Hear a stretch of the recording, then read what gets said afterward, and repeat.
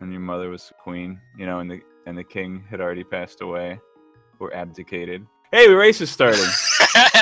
And this is, of course, standard. The moon is crashing. Run for your life. Shout outs to Majora's Mask.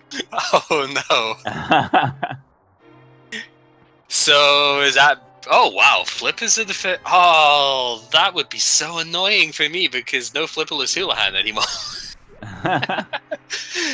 It's great seeing them, but only if you get enough money to actually do Zora now. That's going to be the challenge here. That's true. They're not going to want to go up to Waterfall Fairy and Zora immediately. But I think in the standard game, since you go through Escape and come out in Sanctuary, you're generally going to want to go to Kakariko Village first anyway, and hopefully they'll pick up some rupees there. And that's just standard. Everyone starts with a sword from Uncle. Yep.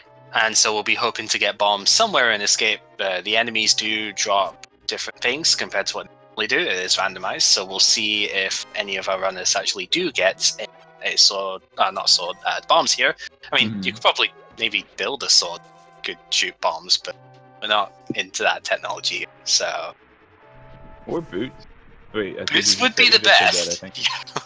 That, yeah. We have 2 vanilla Link sprites, one StarCraft guy, StarCraft elf, I forget what his name is.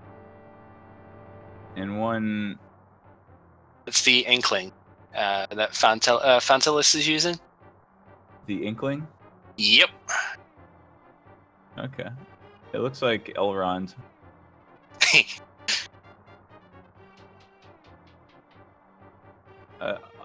If you guys watching at home, if you've been following, you know, all the old tournaments, back less than a year ago in standard mode, if you did not get bombs during Escape, you would have to wait to get gloves to go back and get the side room.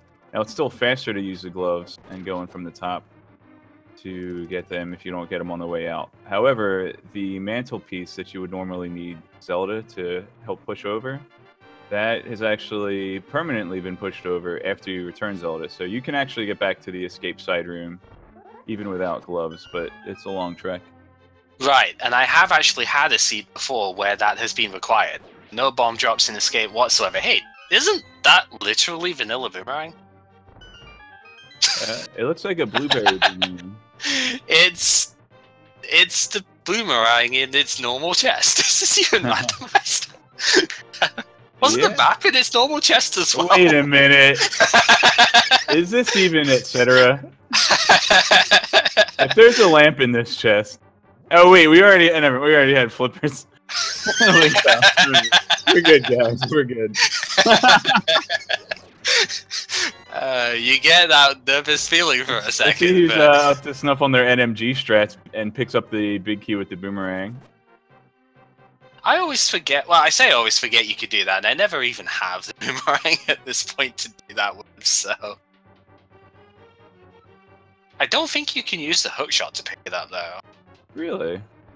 I'm pretty sure I've tried that before and it hasn't worked, but maybe that's just the static ones.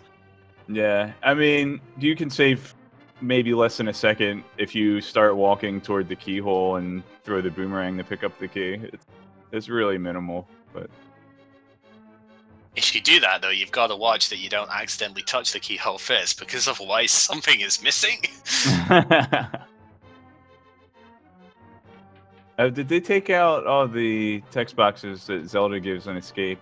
I think that they should actually leave in the one in the lever room that you can skip. If you in the lever room, the last room before you get to the sanctuary, if you hold right walking out the door, you can skip that text box. And that's a strategy they use in the normal vanilla no major glitches run. I think they should actually leave that text box in since it's skippable, and you know just have it kind of tease you for missing the text skip. Well, like the Kirby guy on Death Mountain teases you stuff if you... Didn't Vitor say that he actually put more text boxes in that than what's in vanilla just to ultra punish you for talking to him? I don't know. I don't know what you're talking about. I never walk into that guy. Only a couple rooms left for saiontea here to try to get bombs. Yeah, most people will, no, myself included, here, we'll tend not to try and kill like every guard along the way, because the guards are kind of annoying and slow to kill. Mostly try and focus on killing snakes and the rats for the drops, because there's a lot of them down here, and just seems to be a bit more worthwhile most of the time. Rope? Rope? Rope! Bombs! 4 bombs! For Fantallis. Awesome. Hooray! So yeah, going for the snake kills there. That will not only net him 3 items at the end of escape, when we've already seen the map, so there are 3 items there. Yep. He'll also have 3 bombs going in the Kakariko village. Oh, bombs there as well from the rats. That's really good. It's only 1, but it's 1 that you need. So. Oh, unbelievable. Dupes Jet Seed. Already have the hammer. Yeah, the hammer is one of you need 2 or 3 of the 2 gloves and the hammer in order to go for Dark World. So getting that already is a relatively good sign that Aghanim is unlikely to be required for this seed. We'll have to see though, because obviously Lumberjack can still have something. Or that could just be the only thing that we get until we get gloves on Pyramid. So it looks like all 4 runners were fortunate enough to get that bomb and grab the hammer here. Fantallis has a pretty good edge with his 3 extra bombs, like I said, for Kakariko Village. Yep. Some of the other runners might actually have to buy bombs from the shop if they don't find any. Right. The nice thing, though, there were 3 red rupees within the first escape section, so you do have enough to buy bombs. You'll still need a little bit more, another 30-40 rupees here in order to get the bottle vendor as well, because on your normal route through Blind's Hideout and Well, there are 50 rupees in booze that you can pick up. But yeah, you'll need 100 in order to get both bombs and the bottle vendor item. That's true. Don't blow your money on bottle vendor if you still need bombs. And that's a rupee, I think. Yeah, that looks like red rupee. So 1 more nail and potential carving. I think 2 crystals there at Eastern Terror. That was incredibly quick as a menu check from Fantalissa.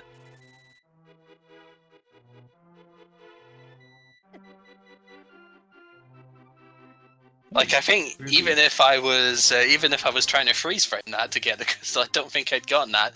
I see some 50 rupees in the forest here, so there will not be any money issues buying bombs and getting bottle vendor here, which is good. Ooh, Master Sword. That's Maybe they are going the Aghanim. Need the lamp first, but it's possible. I would also like to mention that the hammer being in the escape side room is no longer a sequence break, so the runners cannot calculate that and try and figure out where the gloves are. In days past, they may have. Oh, not even gonna throw your boomerang at the red rupee. Saiontea's feeling confident. You've got enough money.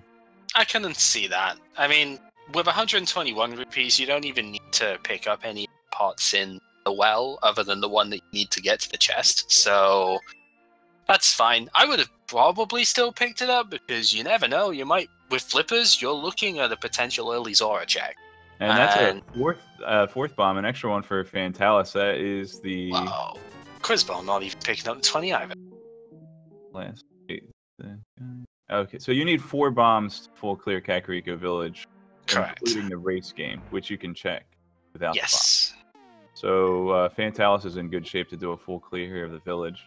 And you'll then want 3 additional bombs, 1 for the Mini Moldon Cave, 1 for Ice Rod Cave if you want to go that far, and 1 for Sahasra's hut. So I guess including the bomb wall and escape, you'll want 8 total bombs for the start of the run. And Fantallis getting his wish with those other 3 bombs. Ooh. And a 300 rupee drop. That is almost certainly going to be Waterfall Fairy and Zora immediately after Kakariko Village here. Yeah, so Fantallis is in a good spot in the sense that he doesn't actually have to buy any bombs here. So he'll have more money available to go for that Zora play. I'm hoping with the time that he saves from going to the bomb shop, he'll be able to visit me in the bar. Aw.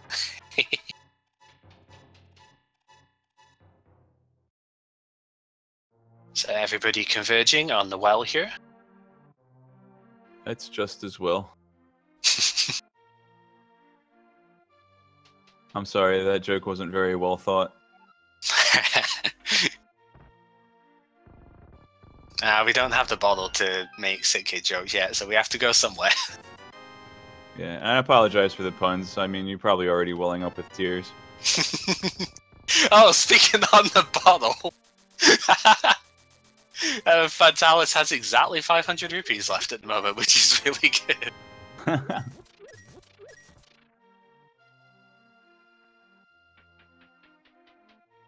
Yeah, I don't blame anybody not doing chicken clip anymore, by the way, because I've had it twice where I've had the phantom chicken pickup. Once when I was actually trying to grab onto the table. For some reason, it picked up something off the table that I have no idea why. So I have stopped doing chicken clip now, really, because it's just... Like, wow, that's a rich kid. Why hasn't he bought his own medicine yet? Come on. Maybe he's giving Link the money to go buy the medicine for him. But the bottle had a green potion. It could have just given him that, right? Green potion doesn't restore health. No, but his magic energy would have been fine, right?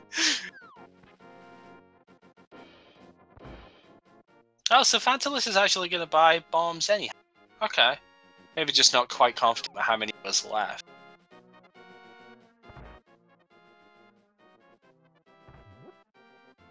Is saiontea actually doing the race game before checking what it is, huh? Interesting. We'll see what it is on the other screens at the moment. And it is... Silver arrows. Pretty good. I think you'd be happy with just going there first this time. It's always a risk because it does take more time to just bomb through, as it looks like Fanallis is doing pretty much the same thing there because they've caught up with that. It's a bit of a risk in normal modes because there's a relatively high chance that this is going to be nothing. And yeah, you don't want to go there for nothing. But when it works, it's pretty good, I'd say. So saiontea actually taking the top route to Lake Hylia here. It's pretty good. You can see what the item is on Lake Hylia Island without even having flippers. You just jump off, you see the item, and go back on to the ledge. So if you're going to do the swimming stuff first anyway, this is a pretty good approach to doing it. Yeah, it's true. Otherwise, you would be, routing over to Ice Rod and then just walking from Ice Rod back to the fake flippers point. So, right. Basically, saves you a little bit of backtracking. Whereas now, if you do want to do Ice Rod Cave, assuming he does the Zora stuff first as well, if you do the Ice Rod Cave, you can just save quit from there and save walking down again. Or if he has gloves, he can swim over to Eastern Palace and do that. But yeah, probably wouldn't be faster than starting over at Link's house. Nah, I think at this point, especially, it looks like Zora is going to get checked first, so that is pretty good. Nothing at the dam, unfortunately. Heart Piece and Red Repeat, so nothing too good there. But yeah, it looks like saiontea is opting to do this before doing South Shore, which is pretty interesting. Gives him the hook shot. That's good. That's very good to get before doing Mini Moldon Cave, actually. Even though you've got Master Sword, hookshot is a lot easier to hit these guys with Master Sword. Not that you would think that from Fanallis' side. I disagree. It's not easier. You just can hit them from farther away, and you don't have to go up the side. But maybe it's just for me. Moon Pearl! Alright, so we are only a glove away from Dark World access right now. Oh hey, we could do the Waterfall Fairy Water Walk now, except we already have the flippers, so nobody cares. Flippers is what allows the Inkling to not splat as soon as they fall into them, so it's pretty good. So seeing saiontea actually going for the Zora ledge, I must admit I didn't actually see what was on the ledge here. Maybe he didn't either, but I didn't. Must be important. Important enough. Green I would potion go is for fine. it, absolutely. I do not blame anyone who wants to go for that, especially at the start of a seed when you're on pretty low hearts and green mail. 5 Hearts Green Mail is not especially large as a goal. So I do not blame anyone for going for those. The amount of times that you can run out of magic on someone like Trinex because you're a little bit overconfident on it and the firehead just moves out of the way or whatever and just it's weird. It's yeah, I may or may not have had experiences 9 to running out of magic on Trinex. Oh, I promise. I was just about to say that WeightyWords that the ice cave was very likely to have gloves. I didn't want to interrupt you. I didn't want to interrupt you, but I'm psychic. Yeah. So there you go. That is already Dark World access, and we are 15 minutes into the seed. Pretty good. We did already have a map check, I guess. 2 crystals in the light world, as well as a pendant in Tower of Hera. Okay, so it was Hera that was the pendant. I thought that was a crystal. Then again, like I was saying, fanallis checked it for a grand total of like or whatever. It felt like, you know, on the restream, it just was nothing I did get to see. But yeah. Shout out again to the trackers for catching that map check for us as well. Again to Dude and that Kawaii Nerd. So this is really cool because this is pretty much the definition of a super open seed at the start, right? Because you can go so many places with that. With your glove hammer, you can just check Hype Cave if you want. You can go do Thieves Town, no problem. You could still check Eastern if you really wanted to, but probably not the greatest of ideas at this point, knowing that you have Dark World access. Probably want to do that a little bit later. The fake flippers? The fake flippers coming in here. And when he walks on the shallow water, he just got really confused. Wait, hang on a sec. We have seen that many a time in the tournaments as well. Fake flippers coming in. I think that Thieves Town would be a pretty good call right now, especially if they go into Dark World. As soon as I go into Dark World, I want to check the map, because if Thieves Town is a crystal, that is my first stop with Hammer, guaranteeing a full clear of the place. If it's a crystal, I immediately want to get that out of the way, because the items required to finish it are minimal. And even with Master Sword, some beam strats against blind would make the fight a little bit easier. Not trivial, but easier. Another alternative, if you're being a little bit more daring, you could sequence break up to Death Mountain, because you do have Hookshot and Hammer, so you can check a bunch of stuff up there. That would kind of rely a little bit more on Titansmith being there to make that a more efficient check, but Death Mountain has traditionally had a ton of items to it, so... And a lot of runners do favor sequence breaks as a rule, because if you find an important item within a sequence break, it narrows down the possibility for the item the game thinks that you had to get there. Right, it can help you ascertain where something is, whether it be... we got a hype cave check from saiontea. Are we going to see the real Hype Cave, or is it going to be the Cave of Eternal Discipline? I want to see Bo. Let's go, Bo. And 7 Ice and crystal. Swamp. Okay. Crystal 6 at Maya, green is Ice, Swamp is... Okay, so Feast Town's looking a pretty solid play right now, which is what it looks like fanallis is going to do here. Might stop in Skullwoods first. It is the non-gamble, as I call it nowadays, because apart from just everybody does it pretty much, it has paid off way more than it should. You can keep that. I don't care about Red Boomerang. And just as I was saying before, definitely. It's time for just a boomerang. Just as I was saying before, there's a cave. That's pretty good. If there's something on Bumper Cave Ledge, that'd be nice. So it looks like we have got 3 different approaches here. We've got Hype Cave being checked. What's looking like South Dark World first. We do have Eastern being checked by WeightyWords, and fanallis is going for the Skullwoods play. It'd be really interesting to see what Quizbowl does here after he barely manages to pick up his green potion here. Getting a little bit beat up over there. So, Quizbowl, where are you off to? You're off to Sanctuary, so probably going to follow what fanallis is doing here. Well, interesting. saiontea is only going to be able to make it as far as the digging game, but maybe then he'll double back and check Pyramid, Catfish, and then hookshot over to Village of Outcasts. This is a really good, overworld route if you don't have Flute, which they don't. So. Right. I've seen this one before, and if you get Titansmith here, it's great. If you got Mirror here, it's pretty good. It does carry a couple of risks with it that way, but yeah, you could just check this now, then save quit, do you describe, go up to the catfish area and hookshot from there. Lots of money, worth picking up. Might want to buy potions and such still, so worth doing. Fantallis continuing the. I love that hookshot play there. There's the bow in Easton. Are you serious? Wow, WeightyWords with the. What a payoff! Now, if WeightyWords is up to snuff on the dark rooms, that'll be a full clear and a crystal. That's amazing, and you can go straight from here and use the hammer, Palace of Darkness as well if you really wanted to.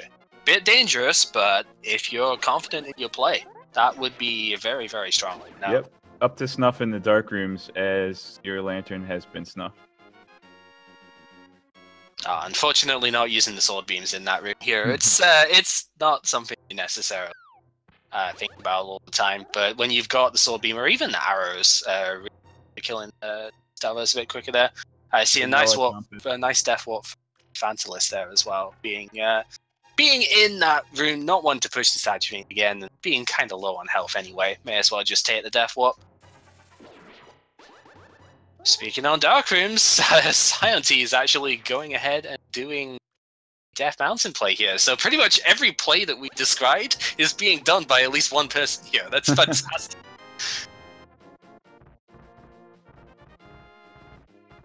That's what I love about the start of this seed. It has been that sort of open where there are several approaches. Yeah, Quizbowl taking death there. Probably that's unfortunate. That'll send him back to the room that he fell into. Firebar in the bunker. Yeah, definitely not intentional. Oh, don't fall off again with that there, please. WeightyWords making clean work of the first of the dark rooms. It's the easier one to do, but it's still good to get that done quickly. Very nice. Pick up at the chest there for vanilla key.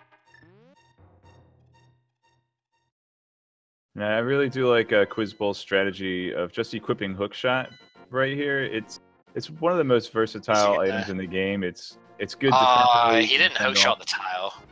Oh, sad now. He told me that actually. You can hookshot the telephory tiles, and that's pretty much the only one in the entire game that's doing. Because it's the only one that's in range. You would hope that the one in Spectacle Rock Cave could be hookshotted, but the item is directly in front of it, so you can only do it after you've picked up the item. Alright, so we're going to see Dark Room strat here as Paradox Cave is about to get checked as well. It can be a little bit tricky finding the guy. There we go. This is what I usually try and do as well. Hit the guy with the arrow. Looks like he didn't hit the right one. So I was going to reset the room. That'll reset the placement of the enemies. So any enemies still left are going to be in the normal places. And yeah, mostly just try and use the arrows to find where the Igor is. There it is. So go up, kill it when it moves, and you get the key and you're done. Excellent. Titansmith. I was really hoping for Titansmith to be in Thieves Town. saiontea with the payoff here. The boomerang. But yeah, so that means that either flute or lantern is in an area that can be accessed without Titansmith. Yes. Man, every single route here seems to be paying off one way or another. Even though I don't know if any items have been like strictly found on the route Fantallis is doing at the moment, but it's a crystal anyway, so I like the little squid. Even if it doesn't yield a crystal, I mean not a crystal, even if it doesn't yield an item, it's still yielding crystal progression, so there's nothing wrong with that as a play. And Ether was picked up. Ether's probably necessary. Yeah, and as chat pointed out, saiontea will be able to head over to Dark Death Mountain as well, which would be a continuation of his sequence break. Yes. After the Titansmith, so that's going to be another 6 items since he doesn't have mirror. Meanwhile, WeightyWords getting the crystal. Yeah, we'll get to see that as well.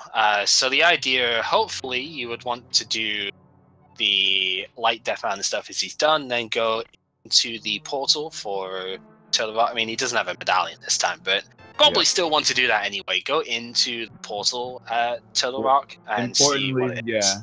For saiontea, importantly, everything he's doing in the light world, he needs to finish first, since he won't have the mirror to return to the light world. Exactly. Once he takes the portal. So Tower Hera not being fire locked, that doesn't necessarily mean there's no item in the basement.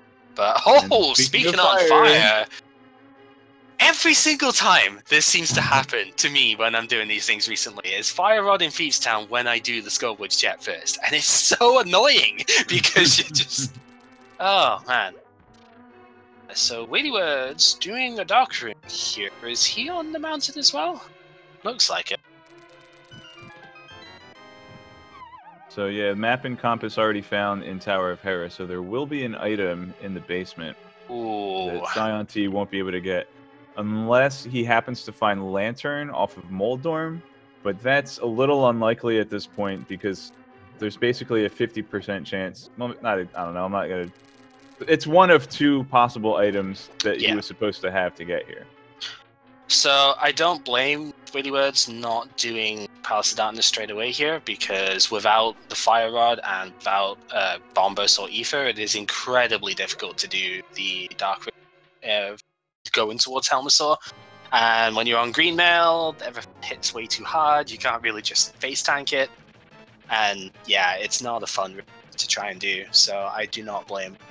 I do not blame him not doing that just now. I like Blind's new outfit here. Yeah, it's pretty nice color there. Many of the, as everyone probably know by now, many of the NPCs and even some of the post-credit stuff as well, like the chests, the feet.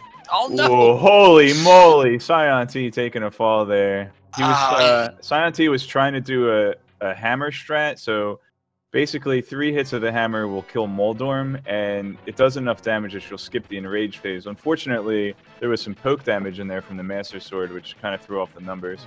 Yeah. So you either need to do sword spins or you need to do hammer hits here. Master Sword slashes as well as pokes will do just 1 damage out of his 6 health. So the reasoning for that is just, well, pretty much because Fighter Sword spins are the same as Master Sword slashes, and they didn't want Fighter Sword spins to kill him in 3 hits, so they decided to make the Master Sword slashes 1 damage as well, which is really silly. Yeah, and the way solid blind fight from fanallis as well, and WeightyWords is about to get the gold glove on his and their sequence break. One of the things about damage values of the swords is a sword spin doesn't do double damage per se. It upgrades your sword to the next tier. So a spin of Fighter Sword equals a slash of Master Sword, a slash of Master Sword, and so forth. A spin of Butter Sword equals a slash of Butter Sword because there is no 5th sword for it to upgrade to. Yeah, there are 2 exceptions. I don't actually remember what the second one is, but Hinox will take double damage from a gold spin. But I don't remember. I'm sure there was another one, as Scudge said, that did as well, but that's the one I remember. You can actually one-shot the Hinox with a gold spin, but most of the time it is just, because there's no level 5 sword, it is just gold sword. Spin is gold sword slash. I believe the damage values are hard-coded for each enemy. Yeah. Well. So there's no, like, this attack does this much damage. It's this enemy takes such and such damage from this sword. Yeah, which is why something like Hinox could be an exception to the spin rule, rather than being just a bug in the code. It's no, that enemy's hard coded to take that sort of damage. Just like Mothula is hard coded to take 0 damage from Butter Sword. Yeah, the amount of times I got messed up by that when I was starting this game because I didn't know that was the case in version 6.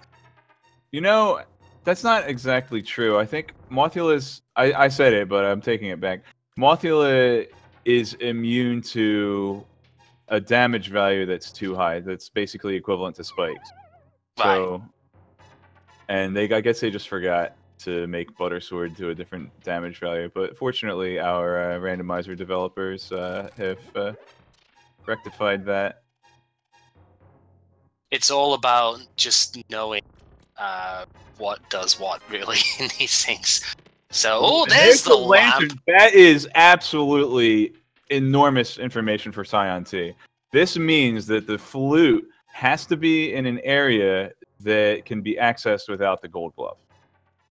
That is phenomenal. Okay, so flute's not in the mire area, which it can't be anyway, because you need flute to get there.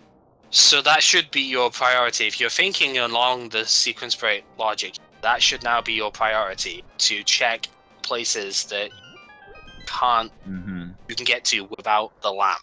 And the two big places that you ought to be thinking of are Ice Palace and Turtle Rock. Ice Palace, it couldn't be because the mitts are up here. Oh, there's the Ice Rod. Oh. Okay. Yeah, Ice Palace it can't be because the Titan's Mitt were also up here. So that's the second caveat, is you need to be able to get to a place that doesn't use the lamp, that also doesn't use Titan's Mitt, because that was on the mountain. So that narrows things down quite a lot, because places like ice can't be a thing. Oh, Gamer Cal, did you happen to catch the T-Rock lock? I did not know. I wasn't looking on that side, I'm afraid. So just explain a little bit more in detail about how sequence breaks provide information. The way the game randomizer systematically places the items, it will not force you to do a dark room. So since you would normally need to go through a dark room to get to the area where the lantern was, you would either need to go through the dark room or you need to get flute. Since the lantern's on the other side of the dark room, the randomizer logic placed the lantern before that point. So anything you find on Death Mountain basically should come after flute in the item placement logic. Right. We're being told that Turtle Rock is Bombos. We'll see that on WeightyWords' side soon enough, I think. Once he's done with Lightworld Death Mountain here.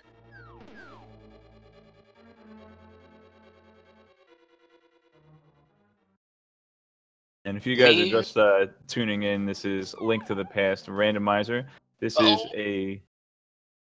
go ahead, I'll do the station identification. Oh, fanallis has got to be careful, yep, because with Green Mail, Moth does 2 hearts of damage with either contact or his own attacks. That is a painful loss to take right now. It's not very comfortable resource, and I do not blame him whatsoever for leaving that. It's not especially comfortable. Is he going back in now? Yeah, grab the chest and probably save quit from there. That's fine. With no magic, you would have to pretty much have to use one of the potions for it.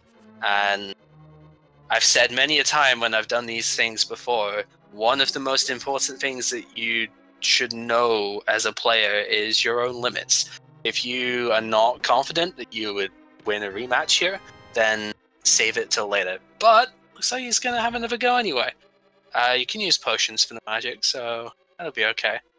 I thought he was going to do a death warp here, but... Yeah. So yeah, Link to the Past Randomizer. It's the game you love with items in different spots. Did he not pick up a second green potion then? I know a couple of our runners at least have picked up the other green potion that was at the Zora ledge, so... maybe he's just peacing out because he wants to peace out. Oh, I love using Ether against the Gibdos. It's so good. I don't remember who told me that it could be used that way, but it's really nice.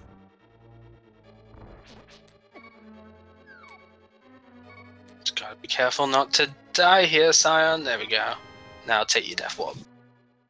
That's always the worrying thing when you're setting up Death Warps, is you've got to be careful not to commit to it and end up just dying before you do the thing. That happens too often.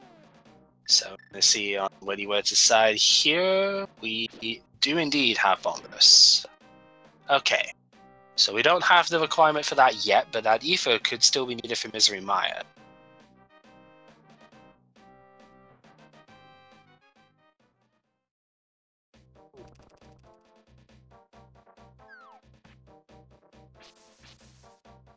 Alright, so, guessing time cross, where do you think the flute is?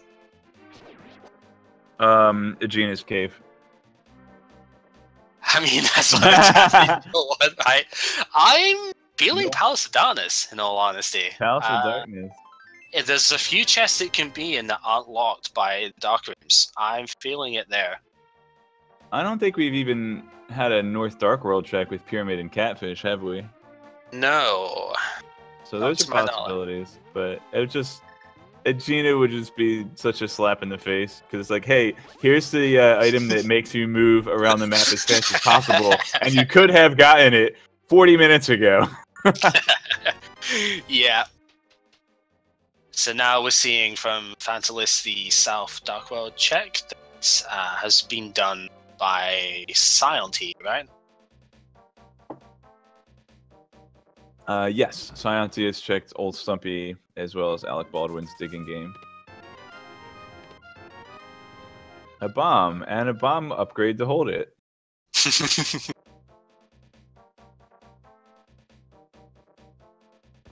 Alright, let's see if Quizbowl does some North Dark World routing from here. Yeah, it's an interesting choice. I mean, there are some good advantages to doing the South Height Cave into Dingy is going to go this way. Okay, interesting. There are some advantages to going to the digging game from here, because you can just get that out the way, not have to worry about it after you do the Thieves Town Skullwood stuff. But there are plenty of reasons to go this way around as well, because it's quite quick to do the South stuff once you have done your Feast Town Skullwood stuff. So yeah, and I think that Pyramid and Catfish are pretty out of the way. So if you can do them and, you know, make a dead end of your route up to that point, that's good. If you do something that's kind of on the other side of a loop that you could do in a circle, I would not prefer to do that. I would prefer to have my out of the way places be a dead end leading to a save and quit. Absolutely. And well, every time that Catfish has something, nobody wants to check it. I guess this is why every time he has something, Ben does very well in that seed, because it's this is something that the Tony champion has stated he likes to do, just because it is relatively out of the way and nobody ever wants to do it. So if it does have something, then that's a big advantage. Likely enough, it's going to be like IRL catfishing, you know. Hey Link, I got this great item. Let's meet up in person, and then you go to get the item, and it's like a 5 rupee. Yeah. Interesting to see the stun prize there as well on Quizbowl side. The stun prize is hearts, so that's pretty good to just keep in mind if you're ever running low on hearts, especially say Gannis Tower in the Stalvos room. How did that skull get through the stone? I wasn't looking at that, and I just saw it on the other side, and I'm like, what? How does that happen? So also saiontea being in Thieves Town, I think that it's kind of consistent with the knowledge given from the sequence break. The gold glove does not unlock anything in this dungeon. Unfortunately, we already know there's fire rod, but yeah. Did we see 1 or 2 items in Skull Woods? Oh, there's a heart container. I know. I think it was Ether and an arrow boost. I know Ether was there. I didn't even know you could hookshot that tree. That's pretty cool. I thought the tree was blocked by the little race platform thing it's on, so I didn't shot that. That's really good. Yeah, and a weird thing about the tree hitboxes, a lot of them that are along the bottom of the screen, you can't walk through, but you also can't hook that through. Oh my gosh. How are there so many spears? This is nice though, seeing the blue mail here. It's a little bit out of the way, but it's very, very good for this amount of hearts. And I think if you have blue mail before going back to the moth fight, that's going to make things so much easier. Yeah, and I'm surprised that the moblins have so much trident and their teeth are so gross. I'm just surprised they do 2 hearts of damage every time I contact them. It's just ridiculous. You know who I don't understand still? The marching band guys. The guys with the batons. Right? It's just, what are they? That guy. How is that? I have something sharp on it. He's got like a half of a pugil stick. Like he's getting ready to play American Gladiators. It just looks like a giant cotton. really. That's all it is. It's like, how is that a weapon? Alright, so we do see Quizbowl going in for instant play here. We're going to be very happy with the reward that comes out of this. That wasn't locked behind the lamp either, because the bow was early enough in. It was the big key that was vanilla, so...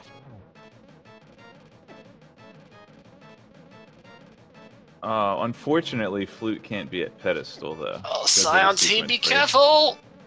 No, don't get hit. Alright, we're good. We're good. 2 hearts of damage if you get contacted by the head. Only 1 for the fireball, which is fine. Gets himself the Vitor.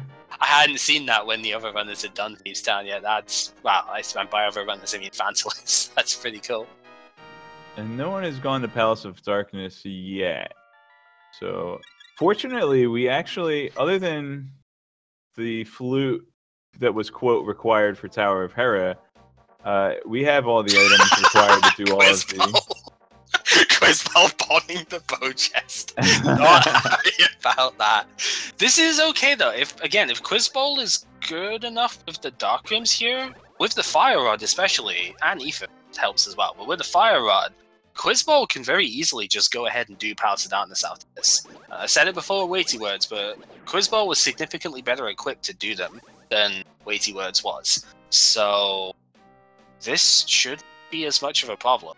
So I would be slightly surprised if we don't see it after this. Meanwhile, fanallis is about to get the Titansmith up here. It's going to be pretty good. Having sword beams for this room is so nice, because it's one of the only rooms that's good for sword beams. I really hate them all, but there are a couple of niche applications for it, and it just saves you out. Wonder if Magic Bat would have something here. I mean, it can't be the flute, but I wonder if he would have like Samaria or something for this. So answer in Quiz, yeah, Quiz is lucky he went to Eastern Palace before Pod, but at the same time, there's no mirror yet. So I would definitely want to do Palace Darkness after Eastern without the mirror to switch between them effortlessly. And you know, actually, since Swamp Palace is a pendant, there's no guarantee there will even be a mirror before Ganon's Tower. Right, because the only dungeon that strictly requires it, so long as you get the book for Desert, the only dungeon that strictly requires it is Swamp Palace.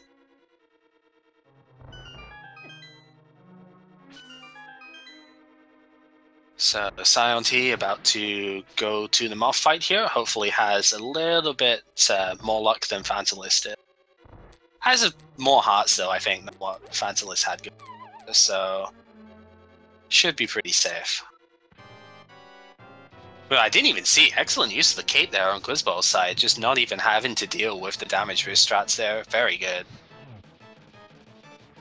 Cape is extremely underrated by a lot of people. Okay, so going to use the magic, focusing exclusively on the Fire Rod strats here, which is fine.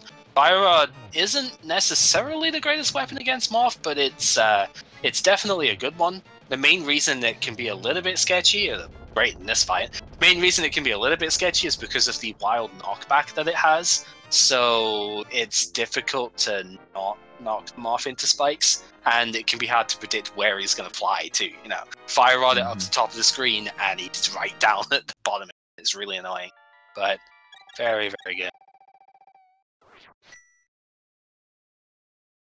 So, how do you learn the sequence for the randomizer? Just watching is always good. I think it's important to learn what items unlock what places, and there are resources available for that. I know, several trackers, one of which may not be here. Several trackers can do that sort of thing for you, and you can see what gets unlocked by a particular location or what item that you get. And yeah, just like there is never one truly correct sequence. There are some times where a seed will bottleneck in one place, but there's never really a correct sequence for this. There are only... And also, dude, thank you. Just he linked the randomizer website, and if you go to the randomizer website, there's a link to our Discord server. Yes. And So that's probably the best place to go. You know, just we're all friendly. Go say hi and say I'm starting out. I'd like some help, and people will link some resources to you. That's probably the best way to get into it. Yep.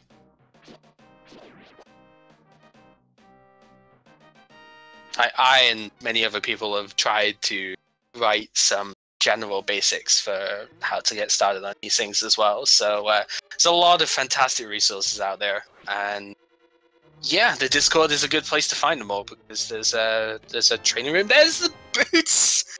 How have we not seen these yet?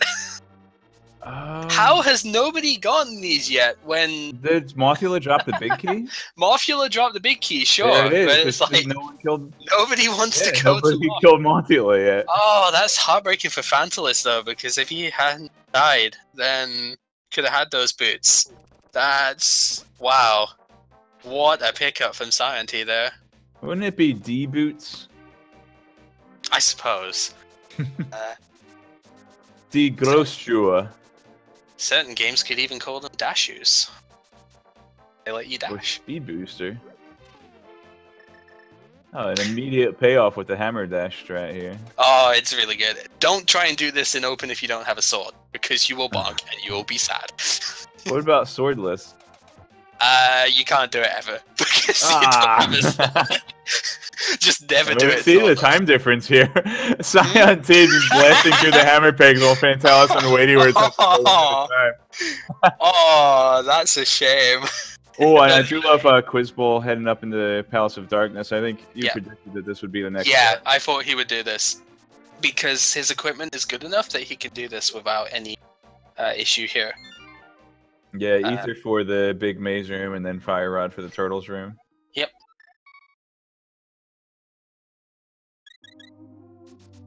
So the save quit here, this is actually something which is in the logic. It hasn't always been, but since version 8.23, I believe it was, is when this was added.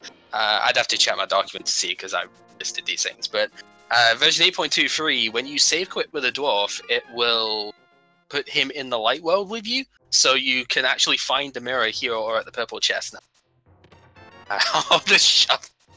Digging his own grave. I see. Okay. That's pretty fancy. See, and of course fanallis is also doing the same, but doesn't have the boots to check these two locations here as well.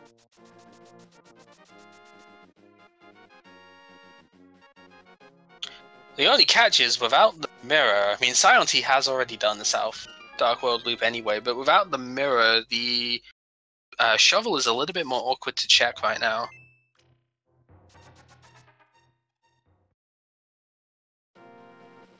But yeah, because of this, another information though. The flute was unlocked by the Titansmith. From what we know so far, might be the mirror somewhere, but that we can get without this. But the flute cannot be vanilla, as been said in chat, because of the Titansmith lock on the shovel. Unless mirror is found. If we find the mirror, then you can use the mirror to get into King's Tomb, which would give you the shovel, and that could be vanilla. But that would also So if he digs up the mirror, then he'll know. But then if he digs up flute, then he'll know that the mirror would be behind all that stuff. Right, which is also valuable information. Well, if you really need to get mirror. Mirror's pretty good in Gannon's Tower.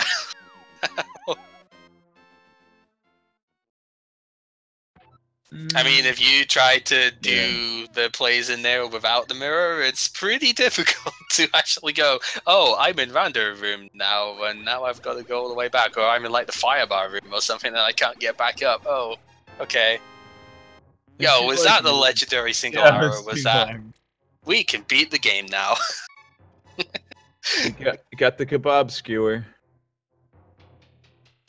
Alright. So, it's looking like flute actually is in Palace of Darkness. Right, which was available to the runners pretty much as soon as they had access to the Dark World, since they could have gotten Bow out of Eastern, and it wasn't beyond any of the dark rooms here. Yeah, because I mean I completely missed it on the Quizbowl side, but yeah, it was on the it was on the east side, or the first chest or the east side. Yeah, so that is interesting.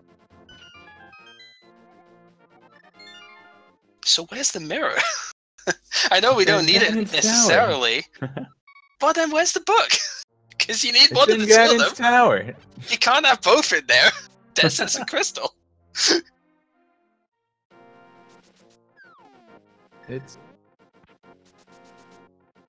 This isn't no mode yet, because we need Bombos for Turtle Rock, we might need Quake for Maya, we need Kane and Samaria, definitely, and one of Book and Mirror to do... Kane and Samaria, there's a favorite to be on pedestal. Oh, yeah.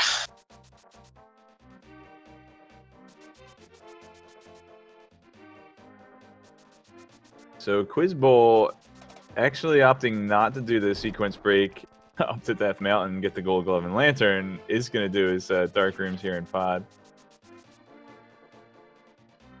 With the way Roundy's done things, this is completely understandable. Interesting using the key. Yeah, I would have saved that key until after check what's around the bottom here, because... Well, it's only big key, I think. The last thing you want to do is get to the big chest and realize you don't have the big key. Well, yeah, the point is, though, there are two chests down here. These are the only two other chests in the dungeon now that could have small keys. And if you find a small key down here, that's when you would use it on the bottom one, because then you know there has to be something there. If you don't find a small key like you didn't here, then that chest is unlocked by using a small key. Has to be a small key in there so you can keep going. So... that's the only reason I would maybe things here. It's not a huge difference really, but if you're going to potentially save quit or death warp here, then you don't necessarily need to open that door. And saiontea is right on its heels. Didn't actually go to Eastern Palace to get the bow yet. Oh, so that's pretty limited here. At least should be able to get the flute, right? I didn't see if it was in the chest on the left here or... Quizbowl. Not an intentional death there, Oh, for you know, sure. it was on the left because we noticed it before either of the two chests on the east right. side. Or what? Yeah, that was definitely not where Quizbowl wanted to die there. Wanted to get the chest before doing that. Gonna have to potentially go back up there now. At this point, I would probably go and do Helmasaur first and then save quit out of here. Because that way you would save yourself another death warp. Oh, so flute was in the basement here. Oh. Right, so we should be seeing it in a quick minute then. Meanwhile, fanallis did get the bow going eastern first. WeightyWords is going to go up and do Skullwood. Should be able to pick up the boots fairly soon then. So that'll be... Yep, coming back with a little bit more health in Blue Mail, hoping to win his rematch against Mothula. I didn't actually know that Etho would freeze the Dino guys. I thought they were immune to stuff like that. That's interesting. Oh, in the Pod Dark Room? Yeah, well, Yeah, I mean, just in general, I didn't know that Dino Rhinos were vulnerable to that thing. Dino Rhinos. I've told all of you they were Super Mario World guys. I told everybody. Told everybody they were the guys in Super Mario. Hey, they walk in straight lines. They shoot flamethrowers. Basically, they're Dino Rhinos. I'm glad I'm not the only person that saw the similarities there. Aren't they called Dino Torch, though? The big ones are Dino Rhinos, and the little ones are Dino Torch, I think. But the big ones turn into the little ones, so... I will admit, that's just something I picked up from YouTuber Raocow from before. He always makes a big joke and then, like, Dino Rhino Lino, so like, it just does a whole big thing with that. It just, yeah, Dino Rhino just kind of fitted there. Yep, Flute gets activated by saiontea here. Too much health for the Death Warp here, and Quizbowl only finding a red leak in the big chest. See, this is why I would have done Helmasaur first and come back to this at this point, because now... Save and quit. Yeah, because now you're going to have to try and find guys to kill you out of this, because getting out of this room, if you don't have a map open for it, getting out of this room is really rough. And... I actually have, right here, a printed out map of all the Dark Rooms. Wow, that ether is useless. It's Quake that's needed for Maya. Oh, that changes things a little bit. Yep, that's one more item that could be on pedestal, guys. I love how you've got a map for those talkers, by the way. Yeah, like you just I have it printed out. I keep it on my desk. Just a rustle in the background. It's like, I love that. That's awesome. Okay, so Ice Palace at this point. I think Ice Palace is probably the play. Because now the flute has been found, the flute leads you up to Death Mountain, so everything that was a sequence break beforehand is now back in logic. So I want to say Ice Palace has got to be where you want to go next. Quizbowl finally getting the Death Wall. Has anybody check a Gina's cave yet, though? No, I don't believe so. That would be a reasonable place to go with... It's quite quick. Oh, wow. Chat wants to see book on pedestal. Which could happen and mirror then in Ganon's Tower. So, not only is it a required book, but it's there, so you can't check it. The book is one of my 2 text-based contributions. Oh, to, no, mirror can't... Wait. Well, mirror can't be no, pedestal. mirror couldn't... Mirror would have to come before pedestal, though. Yeah. Oh. One of my 2 text-based contributions to the randomizer is the text that the book has. The other one being a name for Sahasrara. Yeah, in the credits. Shahabadu's Homecoming. Because I always used to call him that when we were starting up these things, and he picked up on that, and eventually it got added as one of the names that can show up. So, I think a lot of them were just generated by putting Sahasrara into a spell checker. Alright, nice bomb jump from WeightyWords there, and getting the boots. Fantastic. Seed is glitched.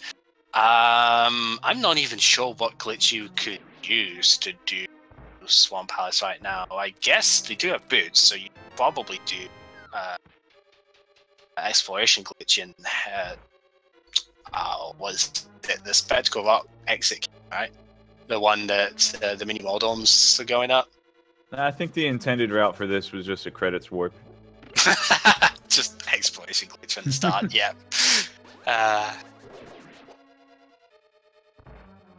Alright, so Quizbowl's out of magic, needs to use his other potion, trying to light the torch in the turtle room here. If you don't get it first time, it can be pretty tricky to do, especially with those turtles bearing down on you. There we go. Oh boy. It's going to be a little bit sketchy going through the final room where there's no torch available there. Because he's down to 2 hearts, and that's assuming torch is going to go out before he actually gets out. You should probably up to it. Yeah. Because the torch is going to go out. Who? Luckily, knows exactly where he is this time, so... It's easier once you've done it the first time to keep it in mind. Oh, it's going to be an ordeal getting past it. Did the heart just drop? He needs that. It did. Heart. He needs to get it like, right now. I would have even considered getting that with hook shot. So this is basically going to be an Oko Helmasaur fight because you really can't get through this next room without taking a hit. Yeah. I would have considered maybe trying to use a hook shot on that. Can he? Maybe he can. He proved me wrong. Oh, no. Not quite. Oh. No. That's a really tough one. I mean, you can, if you just brute force it, you'll take the 1 damage, but he did not want to go into Helmasaur with only 1 heart. Yeah, he could have used a cape to get through that, maybe. That would have been the other consideration, but again, cape is often forgotten about. It's difficult. It's also really tough, because if you use the cape, you can't see Link's sprite in the dark. Yes, that is easily the biggest disadvantage of using the cape.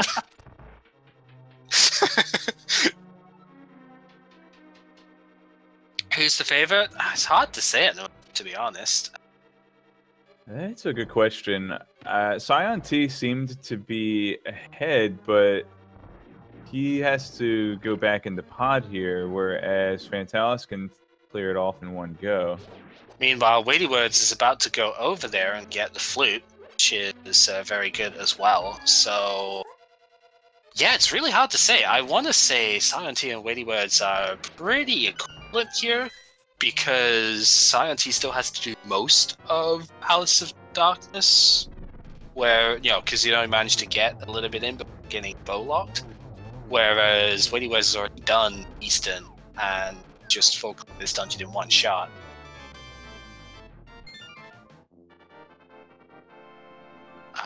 But I wouldn't count anyone out here. Like, Quizbowl hasn't gone up Death Mountain yet, but does have the flute to now do that within logic. So I wouldn't count anybody out just yet. Make sure you get this torch lit, though. Alright, looks like you're about to enter. There we go. That's what you... Nice clean hit on the torch as soon as you get in. Spin.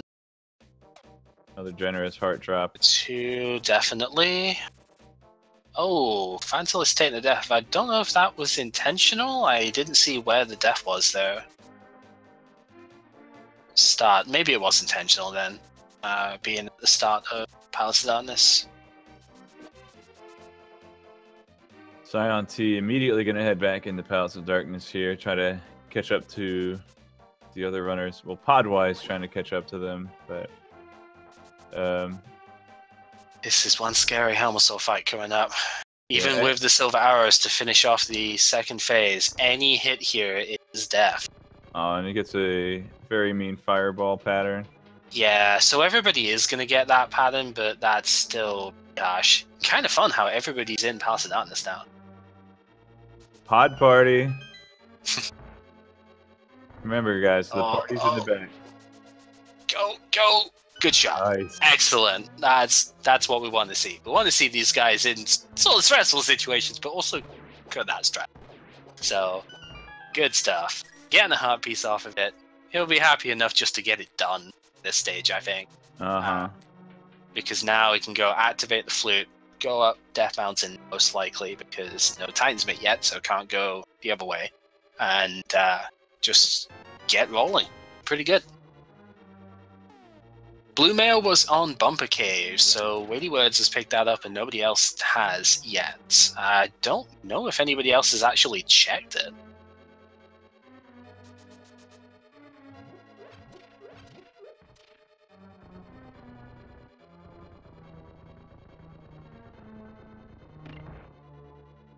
I think as far as total locations checked that we've seen, saiontea's probably ahead, done a little bit more on the overworld than we've seen on the other runners, including King's Tomb and the Flanctuary Bonk Rocks.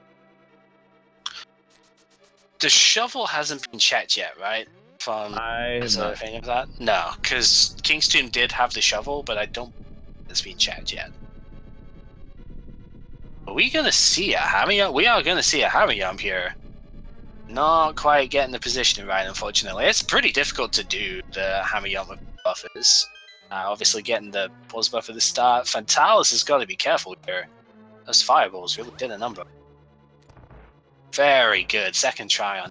Fantastic. Oh, but it has the lamp, so there's no worry about the dark room here. This is really good when you get key early enough that, and you still got a small key for going up here. This will optimize the route through the dungeon slightly, because you can check the big chest, you can go the reverse way through the maze here, use the key on the top door, and then you just check all the stuff at the top, use your key on the Harmless Hellway door, and go down to the Helmasaur boss from there. So I really like this route when you get big key early.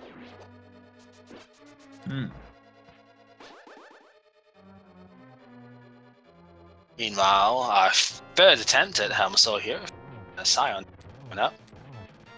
It's always awkward with how much lag that gets generated from the sword here. It's like the sword in combination with moving in diagonals creates a lot of lag in this fight. Does the butter sword cause more lag than the other swords? I think it does, yeah. I had an awful lot of lag on my Helmasaur fight earlier on, but I had butter and mirror shield, and I think that definitely helped to cause a ton of lag as well. Oh, really? I'm surprised to hear about mirror shield. I think butter sword might have some extra sparkles. I think just having a shield in general tends to cause more lag because it's one extra sprite for the game to load. Ah. That's why, like, if you use the cape, it tends to decrease a lot of lag because Link sprite's no longer being rendered. So, rendered's probably not the right word, but you know what I mean. It's not on the screen anymore, so... Right. It's one fewer thing for the game to draw. Yes. Yeah, I guess the shadow is separate from Link's sprite, so shadow's already there. Yeah. Alright, we're gonna have another Meyer check here. Still yet to see Quake or Bombos, the 2 required medallions here. Yeah, it's interesting. We're getting... I really think something has got to be nice for that. Whether it is one of the... Like, it would have to be the Quake medallion at this point if it was going to be immediately useful. Or whether it, I guess, could be, you know, Bombos and Samaria, and then you do Turtle Rock. But I think at least something has got to be an ice at this stage. I still have my money on Agena. Yeah, that is very possible too. Heaven forbid that one of those has the mirror, though, and you've got to do Swamp Field aggression. Mirror Cold Stare. Exactly. Mirror Cold Stare. Everything else in Swamp Palace. Oh dear.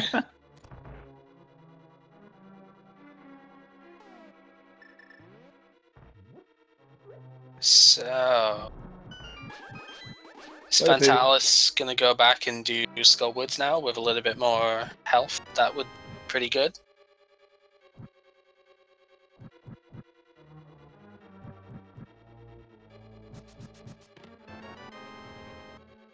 Man, you can see the difference. I mean, WeightyWords had this as well, but you can see the difference between what Quizbowl did and what saiontea and WeightyWords did here. Having, I mean, fanallis would have done it as well. Having the lamp going through the dark maze is just such a massive.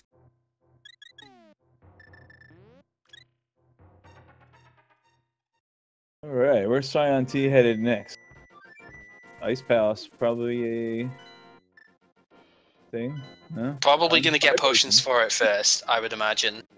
This is very, very good because with no Bombos, you need a full magic meter in order to knock out Cold Stare. And if you run out of magic, or if you only have 7/8 magic before going in there, you have no way of beating Cold Stare, and it's a long dungeon to go back through. I very, very much agree with that. Yep, Ice Palace is where we're going to go. It is a reasonable choice at this point. It's unfortunately a pendant dungeon, so, you know, that's why we haven't seen it yet, because it is not a quote-unquote required dungeon, but... It's also a green pendant, so yeah. we'll be able to get an item from Sahasrara if they complete the dungeon. Oh, the evil thing Sahasrara could have. Have we seen the magic bat checked yet, actually? Yes, the magic bat has been checked. Okay, cool. I believe saiontea checked it after returning the dwarf. Oh, interesting from Quizbowl here. It really doesn't...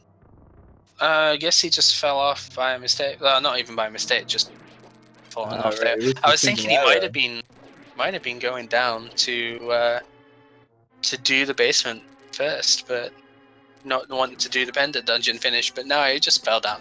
That's fine too. I think Quizbowl will be the first one to check the basement. He'll be the first one who got here with access to the basement. Yeah, right? because the lamp was in Dark World, right? Yes. So nobody had lamp because they want to do all the Light World stuff first. Yeah, WeightyWords and saiontea did a sequence break, so there was no access to that. Oh, fanallis, no! Again, unfortunately, with no magic too, this is going to be rough. I didn't see what was there. I know it was just checked by WeightyWords, but I was too busy watching fanallis fight there.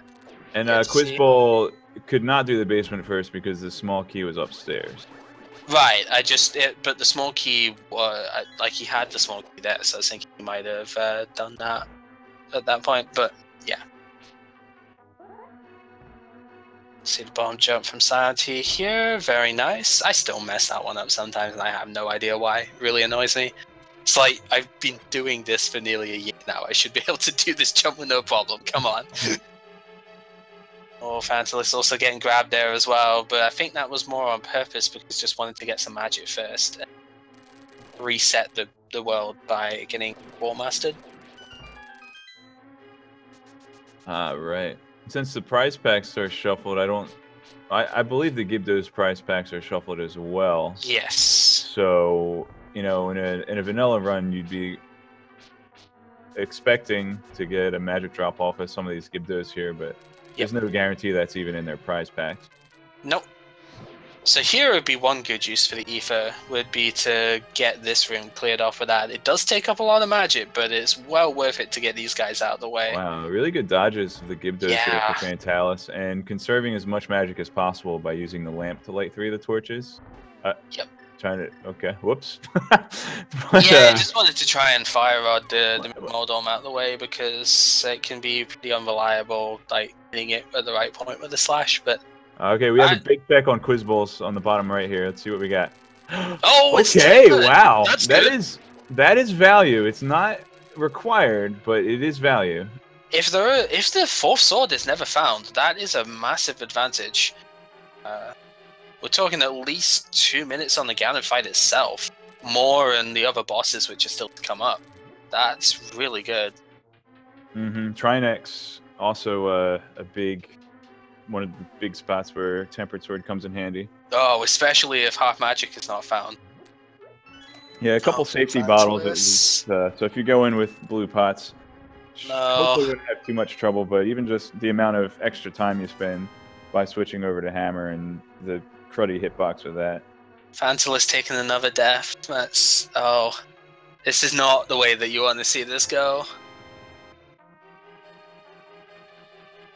Fortunately, this can happen. Moth is one of the most difficult fights to do consistently in the whole game, I feel. It's one of the few where I even, you know, playing Randomizer for a decent bit over a year at this point, Moth is still one of the few fights where I feel like I can die at any point, even when I have a lot of health. It's a very, very difficult fight, and unfortunately this is not all that uncommon. I haven't really seen much come out of Ice Palace yet, but I will admit I have not been looking hugely as WeityWords does not quite get his bomb jump now.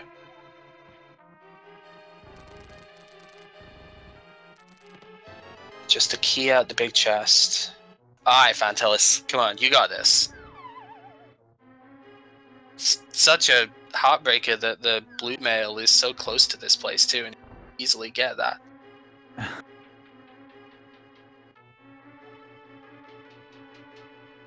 And if he checks the cave afterwards, then maybe some rage slashes on that.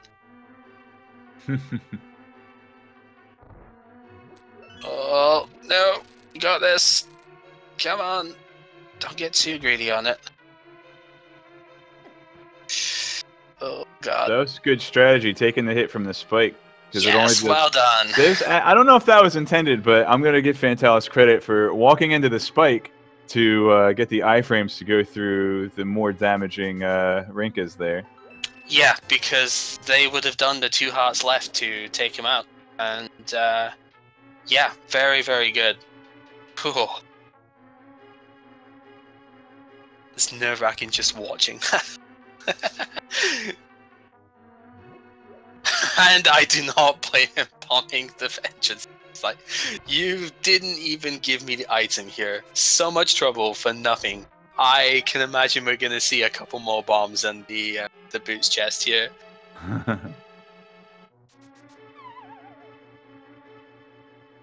Alright, meanwhile, Quizbowl about to get the ice rod once he's checked the requirements here. Interesting they pick up the rock beforehand. I mean, with the boots, it wouldn't matter so much, but he doesn't have the boots yet. Kind of one interesting you can do is just like hookshot to that boulder, and if you're going to check to the rock, just leave the boulder there until you come back down, because you can hookshot it on the way down as well. Or maybe he just was picking up the rock and said, oh, crud, I should check. Yeah, that could also be a thing. There is a significant time delay. Speaking of picking up that Tempered Sword in difficult boss fights, fights. Mothula is one of those that Quizbowl will have the extra damage for. Yes, so that should make things a bit easier. Saiontea making good use of his potions that he picked up here. So he can using one blue potion, I think, before the start of this, and then consuming the green, which he did have remaining. So that is good. Missed a fire shot there, but that's fine, because 2 shots is all it takes. So there was nothing in Ice Palace itself, by the looks of it. I think it was 2 red rupees and an arrow boost from what I've seen on Weighty's side as well. But green pendant could potentially be valuable. I want to see Mirror at Sahasrara. Okay. Oh, there's that shovel on King's Tomb again for fanallis. Did we see that? Yeah, we've seen where it was, but we haven't seen what it unlocked, as far as I know. Wait, what?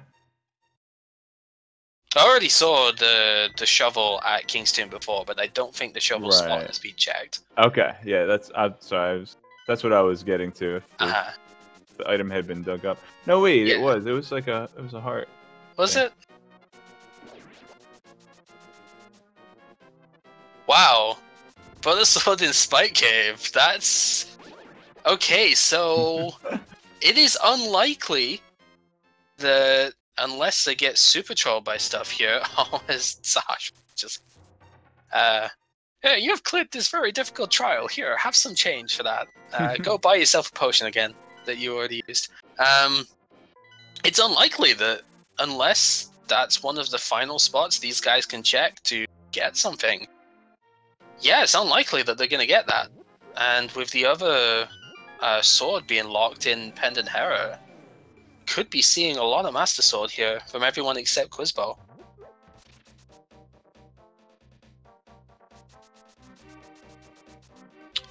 So, what is this leaving? Purple Chest is a pretty big one that hasn't been checked yet. Saiontea is about to check the Bumper Cave, potentially get himself Blue Man. I don't see why he wouldn't get it at this point. I'll settle for Mirror and Purple Chest. Mirror and Purple Chest would be pretty good. I wouldn't call it a favorite spot of mine, because it's not always been available in that sense, but it would be a pretty good one. Some good stories around that, actually, because I think the main reason that ended up getting changed is because, well, apart from its vanilla behavior in most respects, Christos actually did save quit by accident with Purple Chest in first tourney. And it followed him into the light world. He was like, I didn't know that could happen. Let's just turn this in anyway. And it was the Pegasus boots that were in there. So, you know, like, coincidental luck, which is kind of awesome when that shows up that way. But, yeah, it's just one of those that actually shows that that behavior is something that was supposed to be there the whole time. And it was just the polarity of the guy, because normally when you do this in vanilla, if you somehow like glitch it so that you're able to go to Dark World before Agony and stuff, you can save quit from the Dark World to the Light World with the frog, but the frog will stay a frog in the Light World, and then when you go into the Dark World, it will become the dwarf again. So you would have to go back into the Dark World, save quit again, and that's the only time you could turn him in. So that was the issue that had to get fixed. That's why it hasn't always been the case in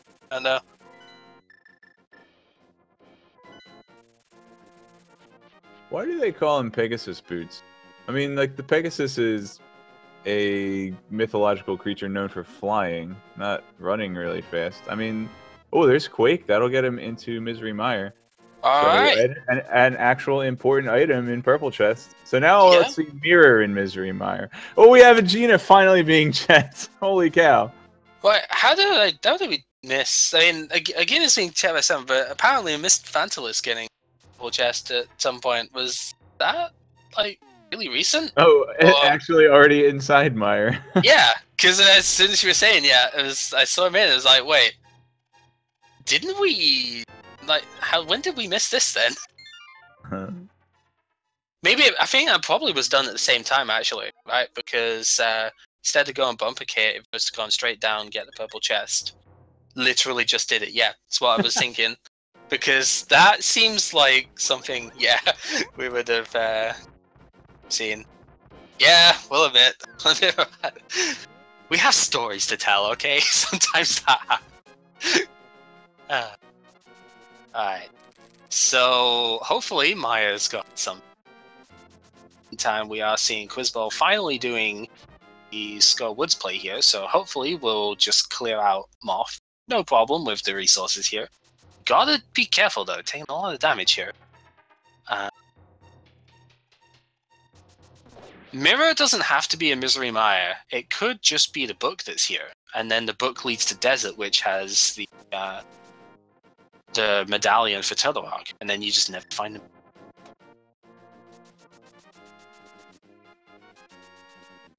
Nice use of the cape here on Quizbowl's side. Yeah, and with the butter sword, he's not really worried about doing fire rod shots like the other. No, and that was the lovely thing there is because of the way the spikes fell off. You see the two missing at the top corner. You could just knock Moth into that corner at that point. Yeah. Easily get the damage off. Sure. So the book was in Misery Mire, and the Cane of Samaria as well. Well, that leaves only Bombos as our final requirement to. Okay.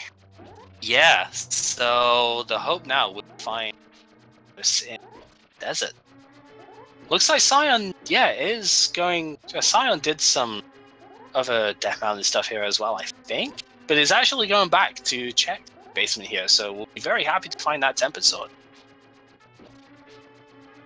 Yeah, that was a great play on fanallis' side here. WeityWords is just behind though, not going to be too far back here.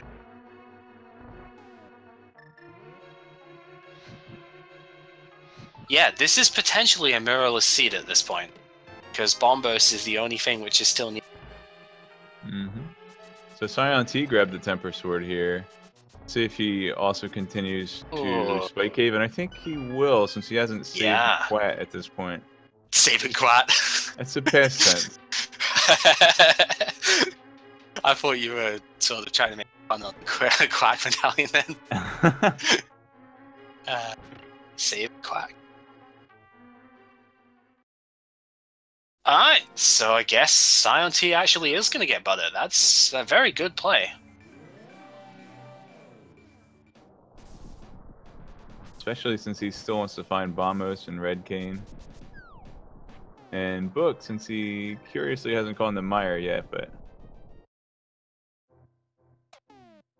Right, so... It's kind of interesting, isn't it? 3 of our players have got Quake, but only 2 of them have gone straight to Mire. Quizbowl setting up the ball jump, getting that no problem, getting the boots. Be a little bit annoyed at that, seeing the bonk there. Yeah. Now, fanallis silver arrows, no problem. It's Vitreous. It's one of the great things about doing randomizer. In vanilla, you can't have silver arrows before getting to this guy because silver arrows are unlocked by doing this boss. So it's always satisfying because even though he doesn't go down in one hit, the giant eyeball, it's just great seeing how much damage that does. Another potion refill for saiontea here. Maybe that's what he was going for before going into Misery Mire. Well, pretty good call. Could do that at any point, but... It's never a bad thing to have potions around. Like, it does take a little bit of time to get them, but it's never a bad thing. They are just the ultimate safety. You basically spend a minute to not lose minutes by dying. So... Yeah. I am always happy with that. Yeah, you can't do a bird toss this time because Quake does not affect the bird, so it'll just fly around you and get hit after the cutscene's ended. It's Everyone knows flying type is immune against ground attacks. Yep.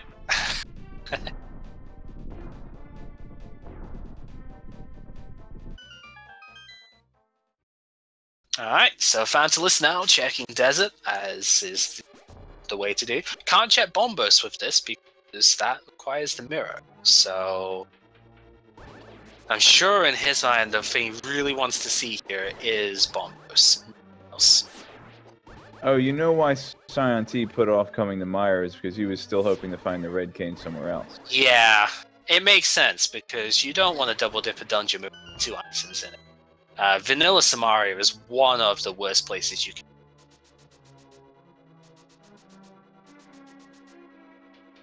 So, seeing just a small key there, big key on the torch. Interesting to see that done before checking the other side. Just grabbing the small key and then immediately going to the torch. Is fanallis? Does fanallis think he's in Goma? Oh. That could be trouble. Maybe he just wants to see if Lanmola has an item first, but then has to come back for 3 items? That's a risk, though. That's a really big risk. He got the big key at least, I'm hoping. Yes, the big key was on the torch. The small key was in, what, map room? Is it okay. the one that's got the Igors and such? I think so.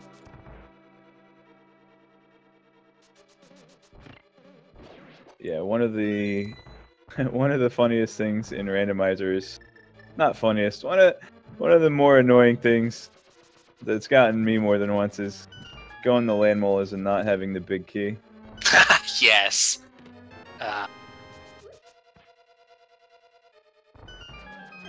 Yeah, so this could just be a calculated risk, or it could be a case of I want to do the boss first and then come back in after. But I think there has to be more of a risk side here, because it would definitely be slower if this doesn't work out. If you're Actually, going to go back in, right? This allows for a save and quit after checking the east side of Desert Palace.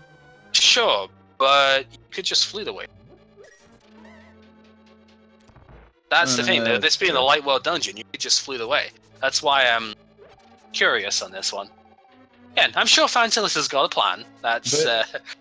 It does mean that, you know, if he finishes up in the east room, then he can, you know, just leave through the southeast exit. If he finishes up at Landmola, like if he checks the east room first, he has to walk all the way across the front half of Desert Palace to get back to Landmola. Yeah, I guess. Trying to think. Has fanallis checked the inner? Yeah, see, Weighty's going right side here. We'll see if this actually yields anything. I mean, it was just a shield. Okay, it was the map that was dropped by Landmo, so both items are in the front half here. As Quizbowl is about to get the shovel. Oh, going back in. Okay, so maybe if fanallis has done the Agena cave already, and he could save quit, as you say. Otherwise, I don't think he did, because he managed to get to Meyer ahead of saiontea, so I think he skipped Agena. Yeah. Well, ahead of when saiontea could have gone in. So there was nothing in the desert, but there was a crystal that was acquired, so that's fine. Yeah, I don't know, because even at that, if you were going to save quit, you can still go from Landmo to Agena without any problem. So hey, curious. I said, sure, there was a reason for it, and maybe it isn't really slower. Say, I wouldn't know myself. I've never tried to do something like this. I've never considered it. So it could just be something that's better than what I'm thinking. I don't know. It's cool. It's what I like about watching Randomizer, is you get to see a bunch of people do a whole ton of different things. You get to, like, look at it and go, is that better than what I've seen before? Maybe it is, and maybe I should start doing it. And there are a lot of things that are better than others in different contingencies. For example, this being, there's no mirror. So how can I route more efficiently when I don't have mirror to warp to the entrance? Context sensitive. Yep. That's one of the best things, I think, about watching this. And one of the really cool things about the dailies having so many different play is that you get to see strategies that you probably have never even thought of before in these things. And Yeah. Oh, that's right. How could I forget the single arrow was from the magic pad? Oh dear. It's all. Alright, let's see if WeightyWords does Silver Arrow strategy. Could save a little bit of time over fanallis. 1, 2, and perfect. There you go. So fanallis is now making Ice Palace play. I've seen a couple of our runners do. Not going to pay out, unfortunately, but there's no way that you could know that before going in. And I do still think this is a reasonable play, given the context here. It's a dungeon, you can do it fully. Left, from our perspective, the tablets, I guess. Ether tablet only, because Bombos needs mirror. Oh, right. Catfish has been checked by Quizbowl, so there's not that. The shovel's about to be checked. I'm pretty sure this is some. I think we saw this on saiontea's. I think it was a heart. Oh, probably. It's hard trying to keep track of 4 players here. I love the shovel dash. It doesn't do anything, but I love it anyway. I'll red. Just like I said, Close it enough. was a red thing. Yeah, shovel already checked. Okay. So the other question: do we now have both the 5/6 crystals? Yes. So No. Pyramid Fairy. Yeah, with Desert Palace was the other, yeah. WeightyWords is checking it right now, so This is 2 items versus the 1 he can check at Ether Tablet.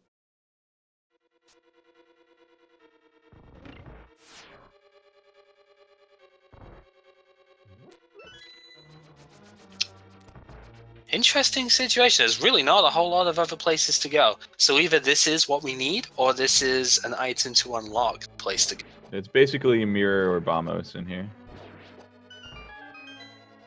And it is indeed. He's not a fan. This Not could at even this mean a point. pedestal seated with that. It could. It really could. Would you go and check that? Check the pedestal? Just to confirm at this I point. would still cross my fingers and go to Ether first, maybe. You've already done. Oh, he's just Tower gonna of go Terror. straight into Swamp. Can't do it from here. You've already done Tower of Terror. You've already done the Ice Palace. Both of those are the other 2 pendants. For If you WeightyWords, check he it- still has 2 more items on Death Mountain, the 2 sword upgrades. He still has yet to go to Hera Basement or Spike Cave, so he has to have 3 items up there. But if you check the pedestal now and find out that's where Bombos is, you save yourself a bunch of time in Swamp Palace because you just go mode it instead of full clearing. True. Interesting. Bombos tablet. Yeah, I mean, if you're going to check Swamp Palace, then this is a place to go first because it makes sense to just check this out. It's something locked by Namira, which you've just gotten. And it could be Vanilla Bombos. I've seen stranger things here, like the hammer. It's always a fun. Not this time, but that's good enough. Half magic is pretty good in a situation where you're on Master Sword. That'll complement the it's lacking in sword damage for sure. So it's looking like saiontea is about to do Pyramid Fairy as well. Probably one of the only places I've got left, to be honest. Yeah, saiontea has done a lot more location checking before this point. This might actually be his last place to check other than Ether Tablet. Oh, WeightyWords is not doing Swamp Palace first. This is good. Like I said, I think like it sucks if you check the pedestal and it's not there, but even then, that's not the biggest deal in the world because you can flute away from there. And I honestly think if you are going to look at doing Swamp Palace, because this is V27, it is a dungeon logic a lot of the time. With Swamp a whopping Palace 6 items. Yeah, in Swamp Palace. it's the highest density place you've got left. So it would definitely be an advantage. But, if it is there, obviously, but it would definitely be an advantage to check it because it's just the best number of locations per time spent that you have left. But you also don't want to waste time doing it if it's unnecessary. And one of the ways that it could be like time waste is if you check all the items in there and then it's on the pedestal. Aether tablet gonna get checked first though. I have seen stranger things than the medallion in this place, so... Oh, not this time no. Just a 20. As saiontea is about to check the catfish, disappointed 20 was there as well. WeightyWords is going to get the sword, so I'm actually slightly surprised by that. Like, pleasantly surprised, because I don't want these guys to suffer. That's the job of the chat to do that. But I'm surprised they'd go back with that. It's good. It definitely is good reading. When you know that the book was difficult to get, so the Aether tablet could have had something, and then to sort of combine that with the rest of the stuff here is really good. Because he's probably going to do Spike Cave straight after this, just like saiontea did, I believe, and is going to get Butter Sword straight away. Exactly, Chaos Lord. Suffering feeds the chat. That's what I was getting at. The nice thing for WeightyWords here, unlike everybody else who's done this, is that he has Mirror to get out of here straight away. I also love that Fire Rod shot too. Like, just using a weapon to take out that last tile to get it done quicker. Also do that in the Gander's Tower tile if you are doing that, by the way. Because if you leave the tile to go against the Wall Master's going to come down before the tile explodes. And then the Wall Master has to go away or get killed before you get the chest to appear. But if you break the tile before the Wall Master comes down, the chest appears straight away. So...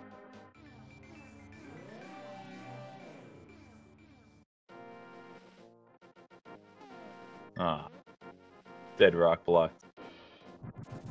Oh, one of the many things that needs to be in this game. So fanallis is probably going up to Hera and Spike Cave now. Unfortunately, no mirror. Ah.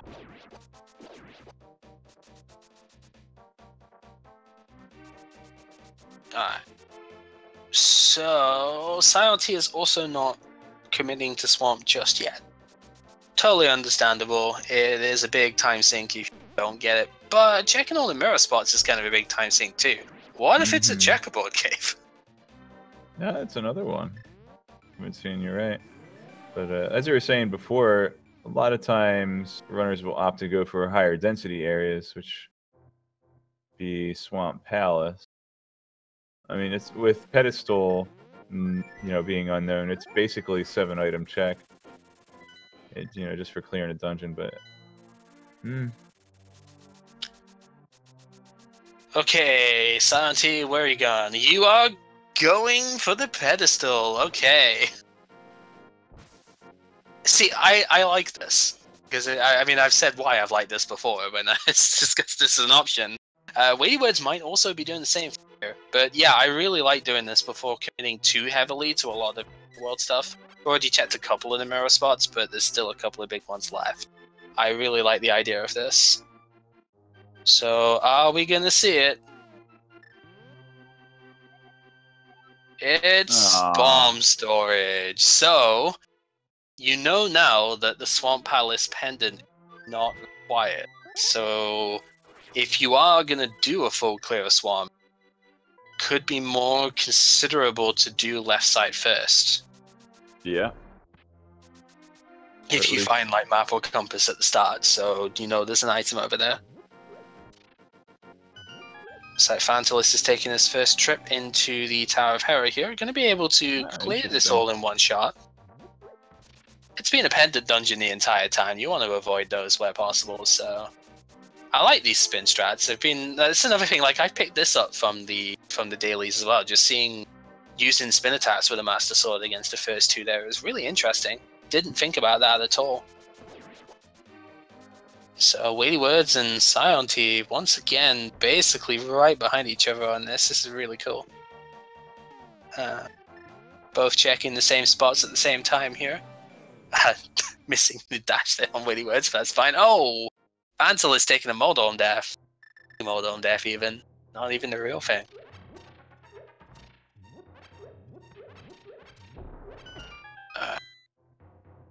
And it is just a piece of heart.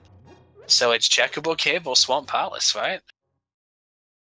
As Quizbowl is finally picking up Blue Mail out of the Puppet Cave here. Bet we should have had that a long time ago. Yeah, it's unfortunately the value of it kind of depreciates over the course of the run because you have fewer and fewer difficult execution places. Where's saiontea hasn't checked ether, right? Okay. Whereas WeightyWords is just going, nope, I'm going Swamp now. I wonder if Checkerboard Cave is remembered by anyone here. And just an update from the Speedruns live chat. Wait. Someone said GG, but nobody finished. No, we don't have it. That was a time check. Yeah, Mafia Guido did a time check, and Willis everyone just says like GG. GG. Yeah. All right, so no one has finished yet. No.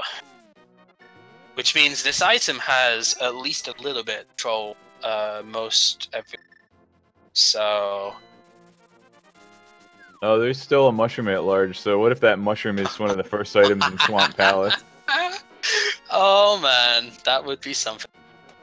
Oh, Fantal is taking on fall. If it is, you could leave. I mean, you probably wouldn't, but you could at least leave the portal outside of Swamp Palace and then flute directly to the Swamp Palace. And then you could drain the water. Still, yeah. You could drain the water and then go to Dark World. So it wouldn't take as long to re-enter the dungeon, but it probably wouldn't be wise to leave the items in the dungeon and peace out. Willard, please stop grassing people that don't time.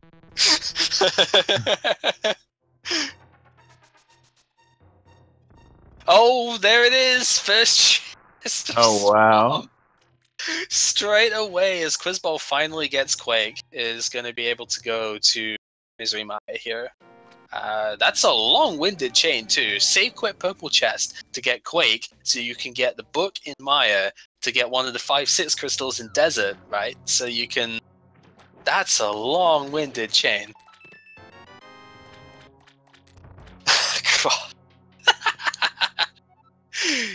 Oh, dear. Alright, so... With that said... We are finally in go mode as WeightyWords grabbing a couple of potions first. Very nice.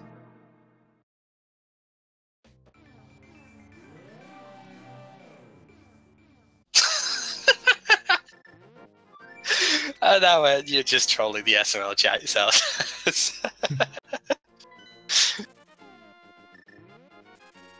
Alright, so 142 right now. Nobody finished yet, so you know, it's as much struggle with this seed that we've seen on the 4 featured runners. It seems to be the case across the entire race of 90+ runners. And just as we say that, Machinex start dunning with a time of 1 hour, 43 minutes, and 9 seconds. Congratulations.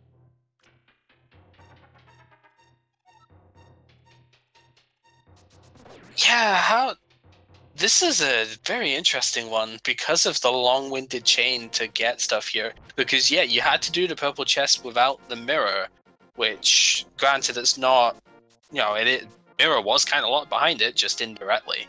Yeah, and then going from that, yeah, to get the book, to get in Maya. Oh, you dropped the bomb. Don't drop the bomb. saiontea and WeightyWords entering Turtle Rock at almost the exact same time here. And just 48 seconds later, Gem finishing second with a time of 1 hour, 43 minutes, and 57 seconds. Very nice. saiontea picked up a couple extra blue potions. I'm not sure what safety's WeightyWords has right now. I did see the flute to the potion shop before coming up here, because Bombers was picked up pretty quick, and then just a flute to the shop. So I'm pretty sure stocking up on potions right there and then. The distinct lack of a million money is also kind of shows that point when you see actually a lot of pretty much everybody's lacking on money here. There's been quite a few potion buys in this one. Oh, Quizbowl doesn't have the key. Where are you going, Quizbowl? Going to the fish room? Can't go from this side. It's locked by a key. Whoops.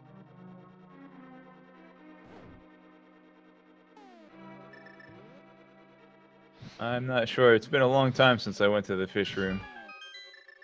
Yeah, there's a key in the pot that you would go like up from the spike room to go towards the fish room. I think you can go this way around as well. Yeah, because that door is still open. Then you go up from there. But that's a really long-winded way around. You know.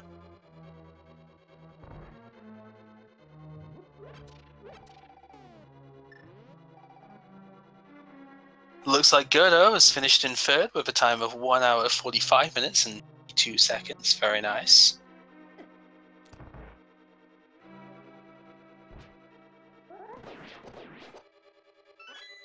So this was a tricky seed. They were very, very open from the start, as we saw everybody go every which way. Described about 3 different routes that could be viably taken at the start, and every one of them was taken with rewards on them too. It was fascinating to see. That's one of the actually disadvantages of getting too many good items early on is, you know, you don't know where to go. Right. But then it also feels really good when you get rewarded no matter which way around you go. From our perspective here, just seeing that everything branched out and led to different places, it's been really good. On the other hand, if if the Dark World progression comes a little bit later and, you're kind of railroaded up to it, it's possible to pick up more things like Red Cane and the medallions while you have fewer options. So. Right. So it can go either way. This time... Oh, not enough magic to even use the lantern there. Yeah, that's not so good. Yeah, the fire rod has got a disjointed hitbox. If you're right next to a torch, it won't actually light it up.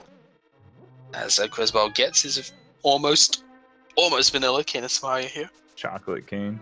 Chocolate.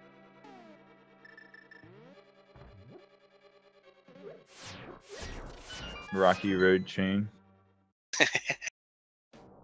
It just reminded me of the first time I played the original Super Mario Galaxy and seeing that first the Hungry Luma level, which was that candy place with the holes in the floor and stuff, and then thinking, yeah, this is going to be a really good game, just because seeing the immediate sort of challenge off of that, chocolate cane sort of.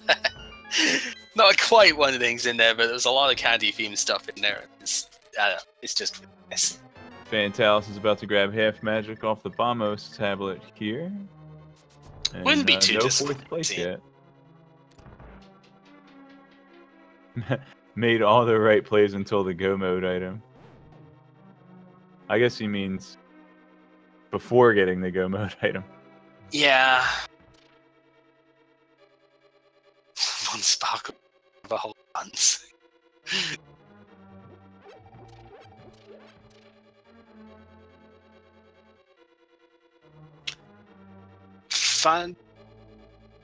Fantallis does have the lamp, right? We just saw it.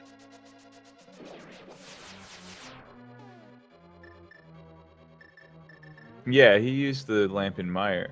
Wait, yeah, no, that was Quizbowl. I mean, he has the ice rod, which was in Bookshot Cave. Really weird to not have checked Super Bunny Cave to get the thing as well. But yeah, it's there. Interesting. Seeing, yeah, key at the last possible spot. Always the way when you need to check Laser Bridge. That's how the game's designed, I think, too. It's in the bottom one. The key actually is in that chest. And, it's green rupee, red rupee, the key. So one of the two green rupees is in this dungeon. You can blame this for being in the randomizer itself. It looks like Zodastone has finished in 4th with a time of 1:49.34. Very good.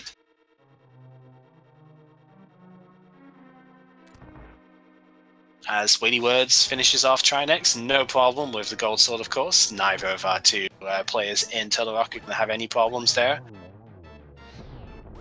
All right, get your guesses in, unless you've been watching the other streamers.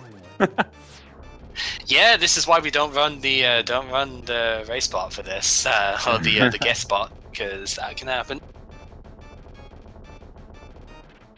Looks like fanallis is going to go for Swamp here. I don't think too. Well, I mean, was Checkerboard Cave chat there? I didn't even see. Yes, fanallis just came from Checkerboard Cave. Right. Yeah. So, couple of things have been chat otherwise, but going for it fairly quickly. Definitely what you want to see. Meanwhile, Quizbowl finishing up in the Misery Mire, getting a Cell Crystal there. Now is going to have to take the save quit. Not happy with Vanilla Cane in there. Going to have to take the save quit and do Desert now to start to keep going in that convoluted chain. Alright, there's the mushroom. Yeah, found Badger. No key in the first 2 chests though, so just going to have to go left side from here. Buane has finished in 5th place with a time of 1:51.07. GG. Looks like key was on the torch there, or a small key. It's bonking that. Bob. Yep. Bombos is the first chest of Swamp Palace, as have just been picked up by fanallis right there. Gemini, very good players come up recently these dailies, finishing 6th place with a time of 1:51.35, sniping problems by 6 seconds. 1:51.41, 7th place. So we are going to see Quiz do the full clear of Desert first time here, which is good.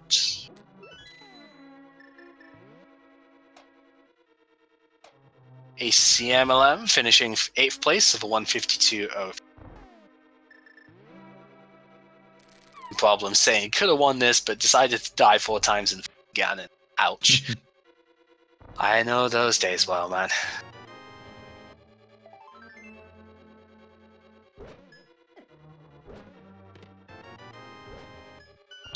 This room is really frustrating to deal with those mini style foes. It's just I've tried to now just use the hookshot on them to stun them, just because trying to hit them with just a sword never seems to go well. There's the mirror shield. Yeah, and every time you swing the sword, all of those turrets shoot off and potentially lag the game as well. Yep.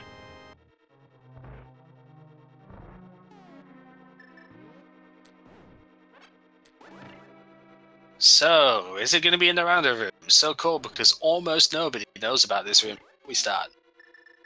SIMF has finished in 9th with a time of 1:52.59. GG. Nope, not in here. Is it going to be right side when you had no chance to go right side? That's frustrating. Yeah, it could be. It could be a Dark Magician might have won this one. Yeah. Yo, and Pink Kitty Rose finished in 10th for 1:53.22. That is a really solid time for this seed, though. Like any sub 2 on a seed like this is really solid, I feel, because this seed has given people the runaround. That's for sure. I rarely get a sub 2. Oh. You always get a sub 2 in the heart, though, right?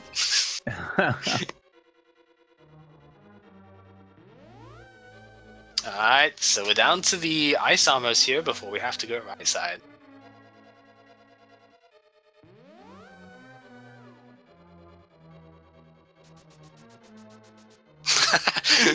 Where's Bob? Bob died getting the chest here. Oh, I hate being stuck in the corner with the ice armors there. It always gets frustrating. I mean, it's fine if you're below. Being above there. Doesn't look like it. Okay. Pig's comment. I have no idea how I got top 10, but I will take it. That was pretty much me every time I got that sort of thing as well. Lunchtime af, finishing 11th, 154.30. So just over 5 minutes left. But use this up 2 here. Fantal is taking a death on the roller room after picking up the items there. So that's fine. This is really close between WeightyWords and saiontea.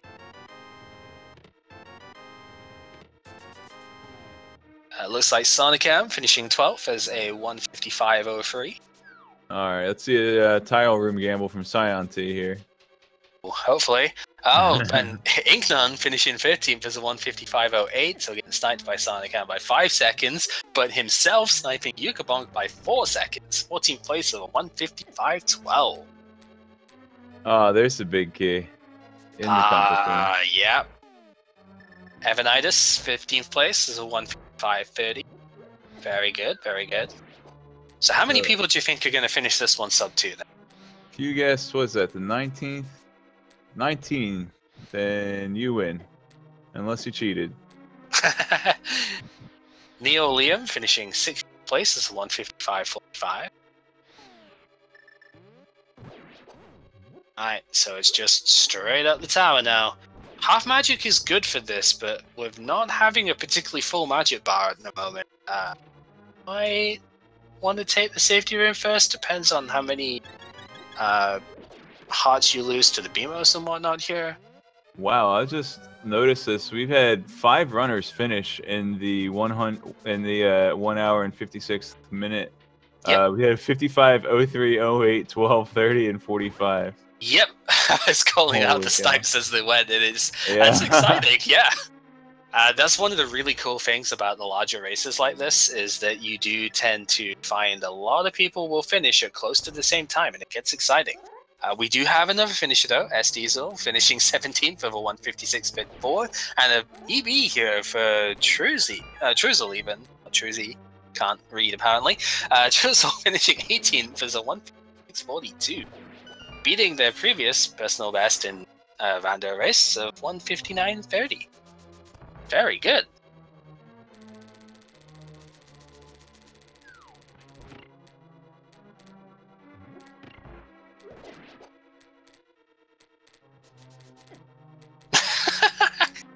Died to Ganon twice, then straight up walked off after killing. Oops. Oh dear. Alright, not going to see the safety room from saiontea either. It's pretty good. Oh, gotta be careful with that BMOS around. It's probably the worst room for me, actually, if you don't get the kill on the mini Stalfos. Missing the first shot on the Silvers can still get 2 of them down, though. It's pretty good. It's difficult to do the same strategy. Oh, no, he did get them. Okay. It's difficult to do the same strategy that you do in the Landmo 1 fight, because the Fire Spitter tends to interrupt you before the first one comes out. So, Haiku type finishing 19th place of a 158.03. So it looks like we might see about 23, 24 people finish before 2 hours are up here. Maybe slightly more. Depends how many are actually in that fight now. Could just have another 6 people finishing.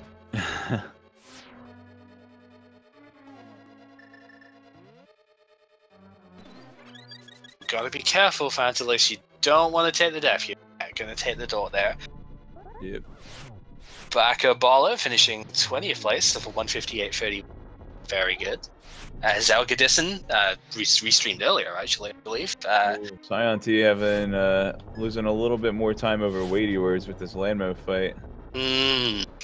Zelga's finished 21st place of a 158.38, so just sniped out. There is one other thing that could happen that could close the gap between our top 2 runners here, but I'm not going to mention what it might be. Let's hope that doesn't happen.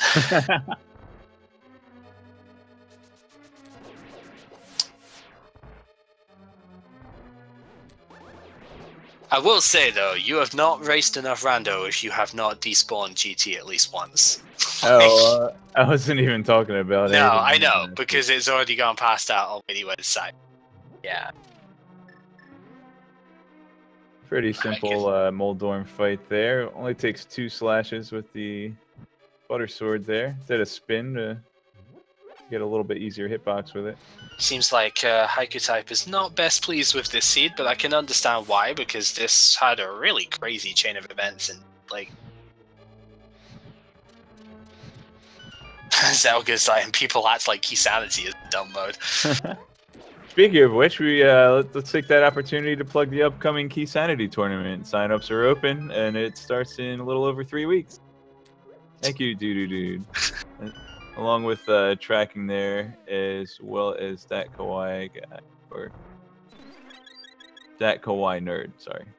Gonspore finishing 22nd with just over the 2-hour mark. So 21 people finishing this in sub 2. 2 hours and 2 seconds. Nice number to end there. Not quite as good as 2 hours and 20 seconds, because that would be a proper pound. Still pretty good.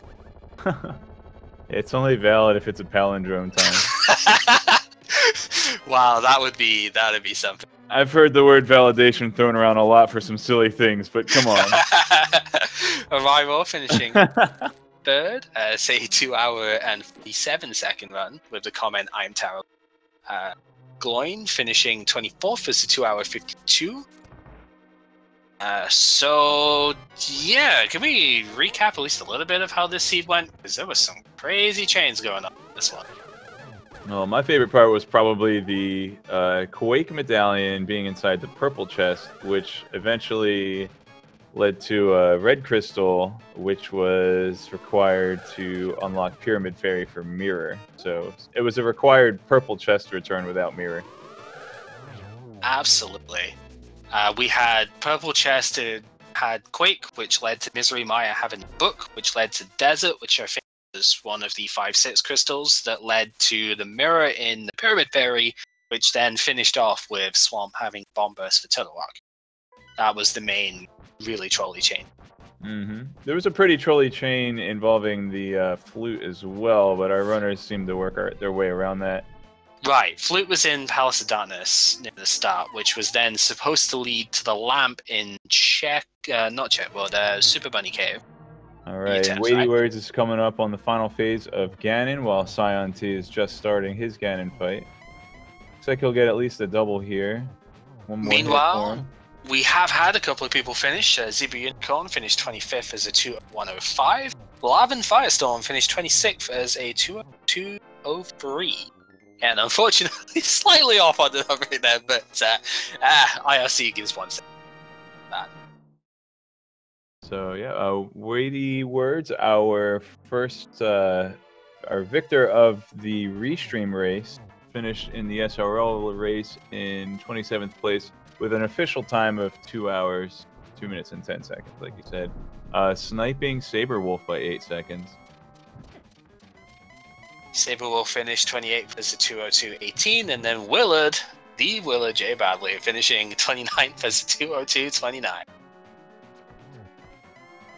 As we're about to see saiontea finish as well, very solid.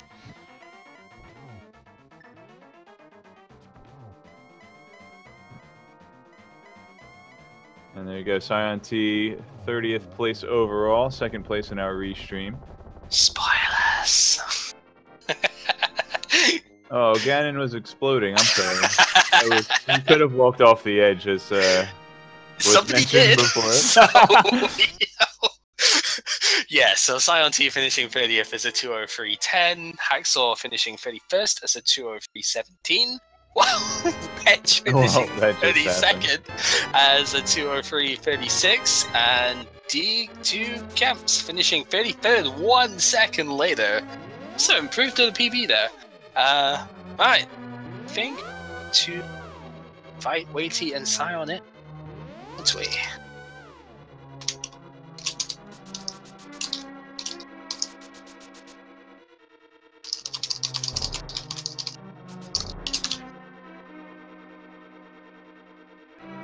See, because they're not in the waiting room yet, so I shall see if we can get them.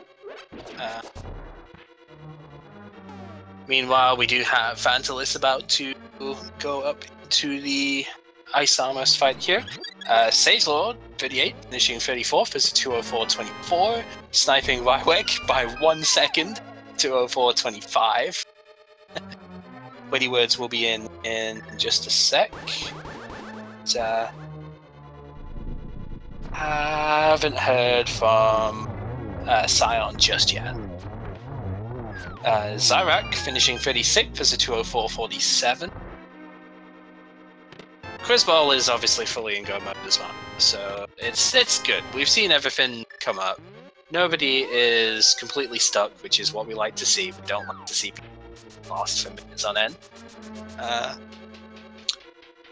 For Amy, finishing 37th with a 205.01.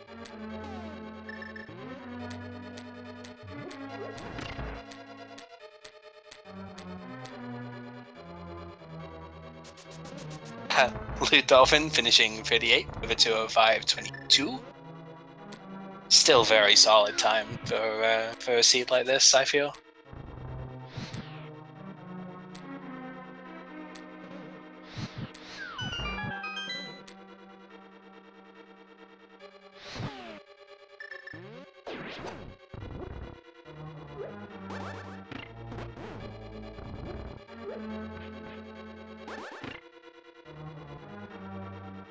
I hate it when that pokey head gets away and into the rock. It's just so obnoxious.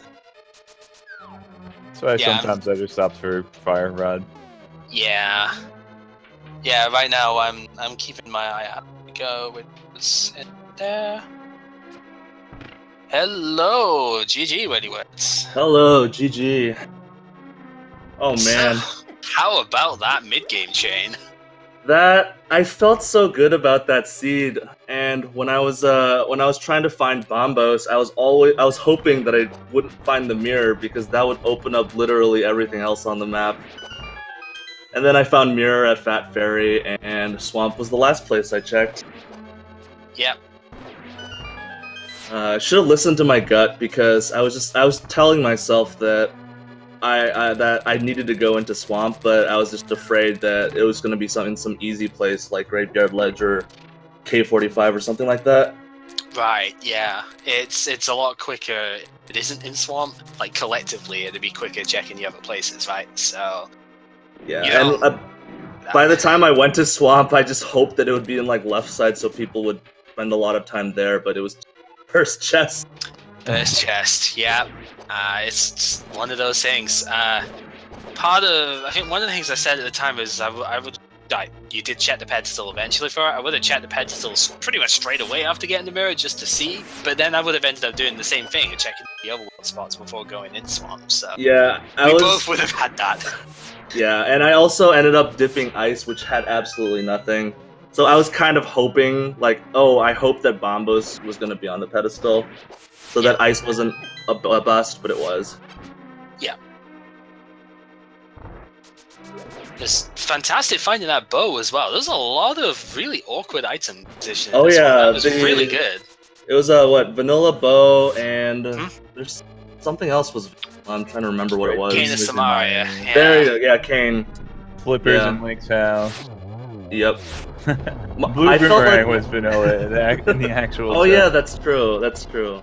I felt like I was doing really well up until I had to look for that Bombos medallion.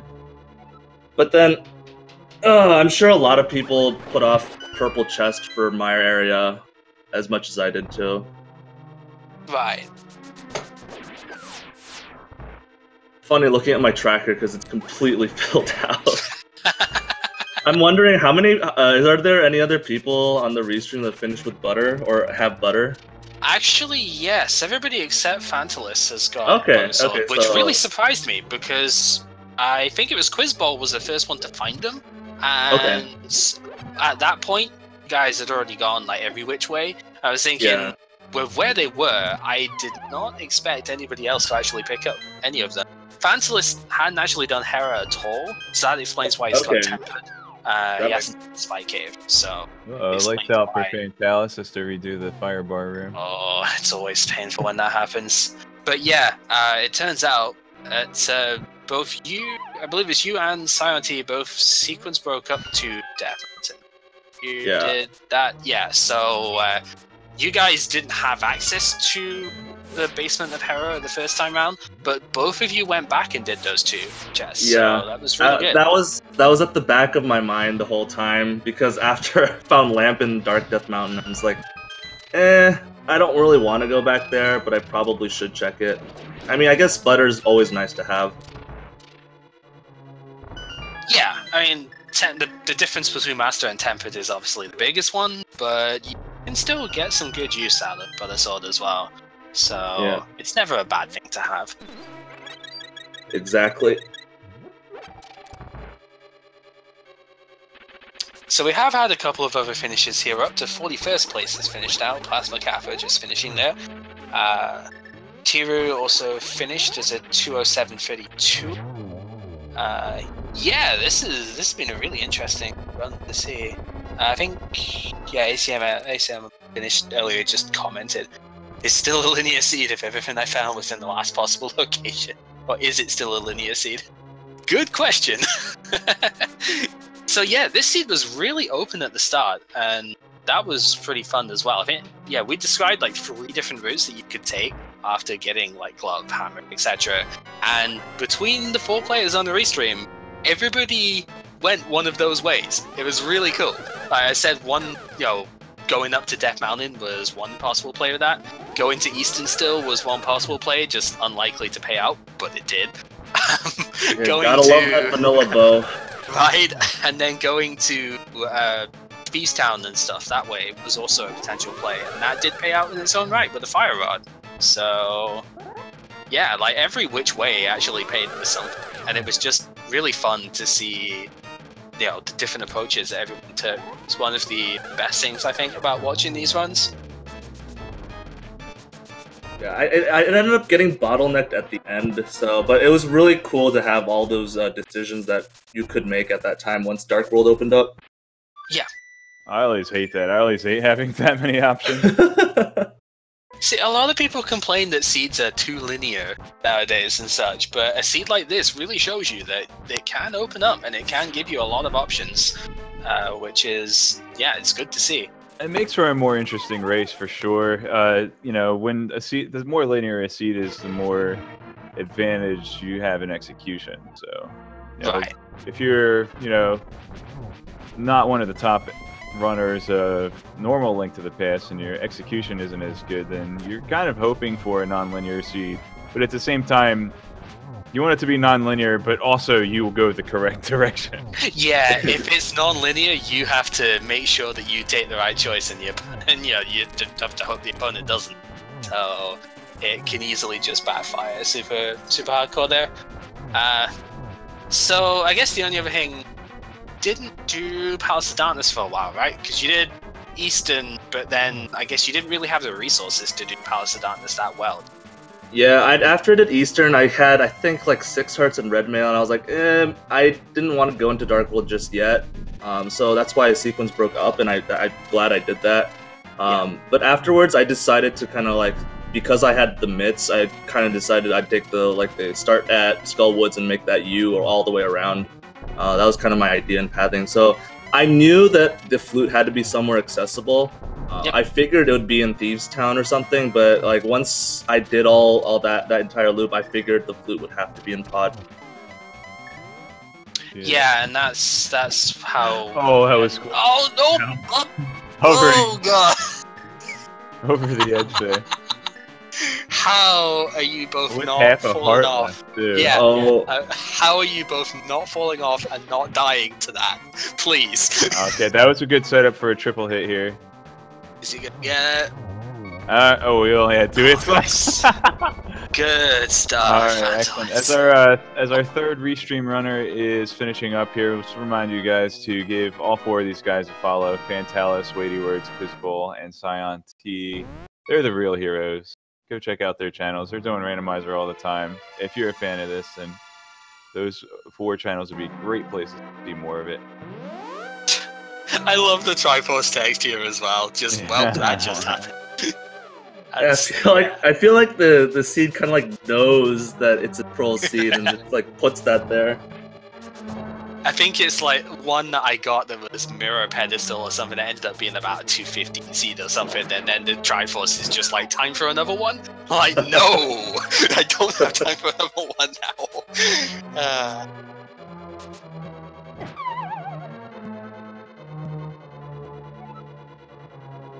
Alright, I suppose I'd better ask if fanallis wants to come in.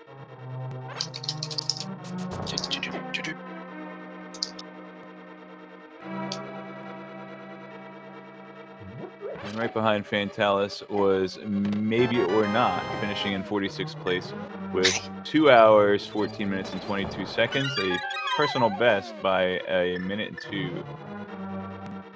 It's like, maybe was coming just behind, maybe not. Don't know. I always find it funny when you get names like that. So you just say it's not what it is. It just amuses me in my head. I don't know. Secretly 5, I guess. Yeah, I think if Abbott and Costello were around today, they'd be making jokes about Twitch usernames instead of baseball players. Yeah.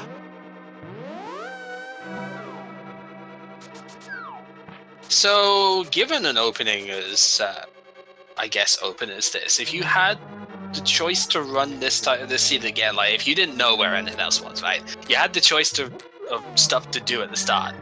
Would you still do the same play, or would you maybe consider doing something else if you had another seed like this? I mean, the only thing I probably maybe would have done was after I got the mirror, I would just dove straight into like Swamp, because I know that the item density is big in dungeons, and I know this version has logic strongly pointing towards dungeons, so I maybe should have done that instead of thinking that, oh, it might be on a one-off place. Yeah. But I mean, other than that, I don't think I would have changed anything about it or anything at all. I think the choices I made, I would do it again for sure. Good. I mean, I just didn't really have a lot of quote-unquote complaints when it came to the attainment stuff. It was very good to see. Got the big key. Oh, he's grabbing the small key so he can avoid the Helmasaur. Yeah. That's pretty interesting. I think it's about comparable in terms of time here.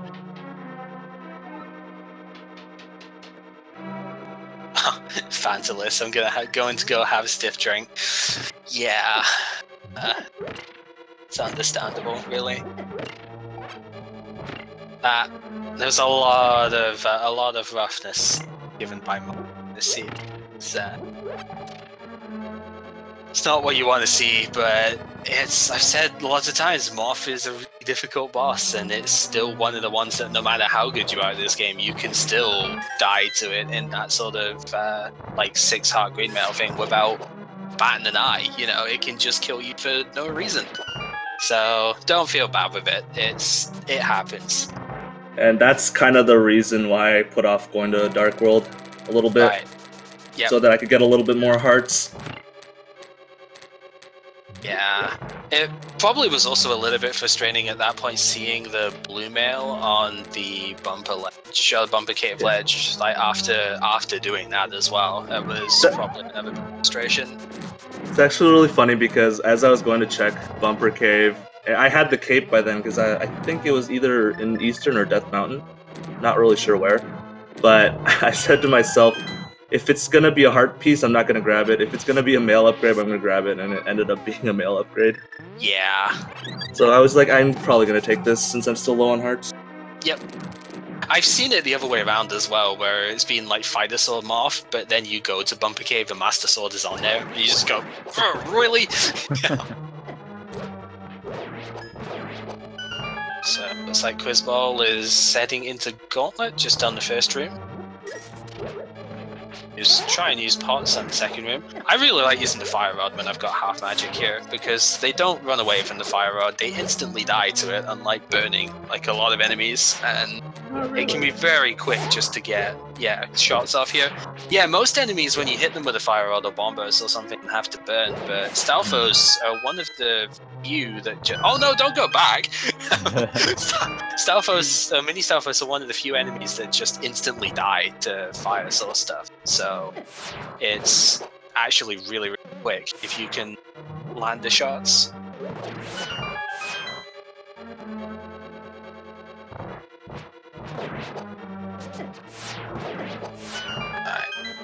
Just make it on through. I did see Quizbowl go into the safety room first and bottle up a couple of fairies, so there should be no worry with dying here, as long as that BMO stops pain. He's got powder too, so... Right. Probably going to use it here. Ideally, you would actually want to stay in that room for an additional second or so there, so you could get a spin attack on Landmo here, but... Yeah, the Lambos actually start spawning while you're in the room next to them, so yes, if you spend a little bit more time in that bunny beam room, you can group them together. This is very, very noticeable when you've got silver arrows but no boots, because your normal timing for that is based on having boots in that room, but if you can't dash through the previous room, then you very quickly see the first two Landmo are spawning a bit closer to each other than you're used to. So yeah, it's even just harder stopping to get that fairy too. Yep. So it's harder to get the timing. We are up to 61 people have finished here, which is pretty cool. BBB Kermit being the last one to finish here, 2:20:36.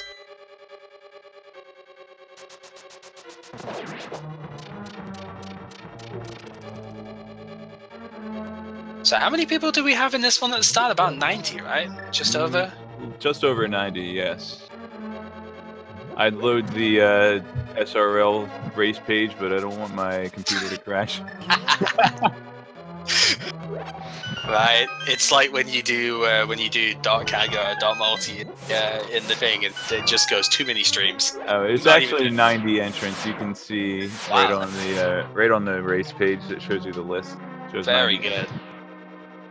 To see over 2/3 of them finish before 2 hour 30 is up, that's fantastic. Yeah, a lot of people trying to get their last fix in here before we take a hiatus for Awesome Games Done Quick. So if you guys don't know what Awesome Games Done Quick is, it's a huge event that, you know, Link to the Past speedrunners, rando runners, and all people speedrunning all different video games, we all come together and we raise some money for charity. I think the Prevent Cancer Foundation is on the block for this event. On the block of friendship and helping outness. Not but and we should probably say as well, there is going to be a randomizer run there as well. Christos versus Andy. Do you know what time that's at? I will look it up right now. Go to gamesdonequick.com. That's their website. You can make donations there. They usually have incentives that you can, you know, influence the runs or make file names or things like that.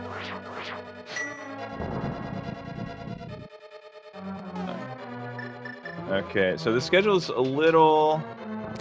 It's not set in stone because obviously we don't know exactly how much time each run is going to go. They're just estimates. But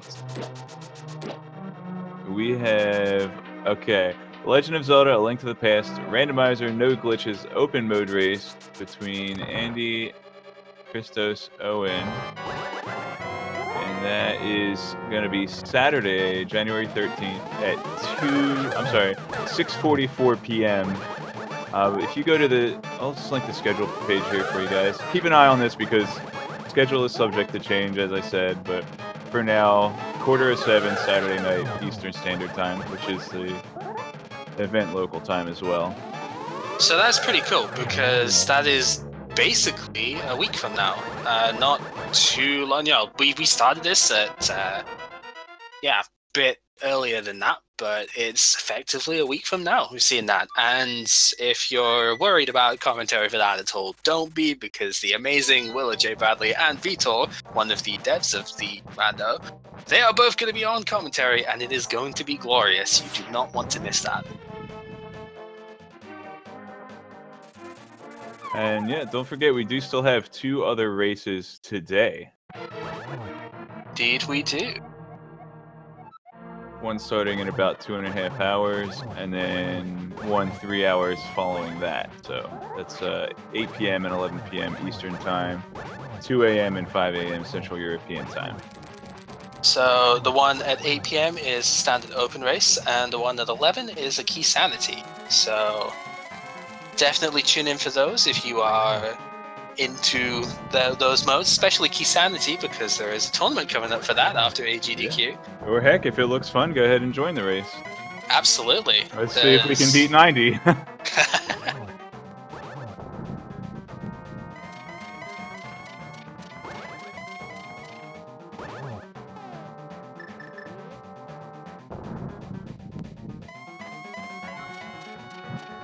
Did you find arrows in, like, the first chest of the whole game? So, not really going to be any problems here for Quizbowl, I don't think. Just gotta make sure that the torches are lit beforehand. Just being a little bit cautious with this, as you should be if you are remotely worried about this. It's very easy to fall off in this fight, for as straightforward as the game is. Very easy to mess it up as well if you are not careful. So There's just the final hit. Yep, just don't get overly aggressive, and you're good to go. And Quizbowl, just after this fanfare, we will see what his time is. He has finished in Nintendo 64th place at a time of 2 hours, 25 minutes, and 26 seconds. Nicely done. No, but it is the most coveted place of the race, 64th. Okay, second most coveted, obviously, because you want to win. But if you can't win, you may as well at least come in a memorable number, right? 64 is a pretty... It's a powerful number of 2. As well, ask him now if he wants to come in. I have asked every runner if they wanted to come in, but it's one of those. I can definitely understand. Sometimes you might not be super happy with the way you've done stuff, or you just don't have a mic set up. That is always the thing as well. So or you might just want to grab something to eat. Exactly. Or as Fanta said, take a stiff drink after this one. All the burritos and chocolate coins and candy canes you have to look at and mushroom through the whole run. Seeing all that food just makes you want to go grab something. Absolutely.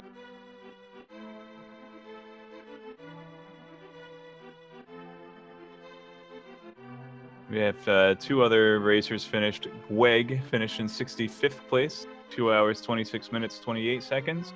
And just 25 seconds behind him, Matt 7898.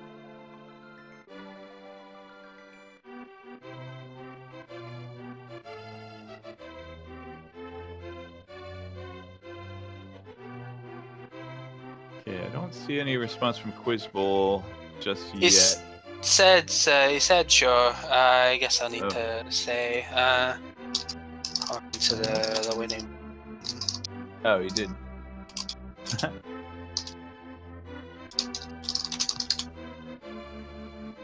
I'll make sure that he knows. Yeah, hop into the waiting room and we'll pull him in.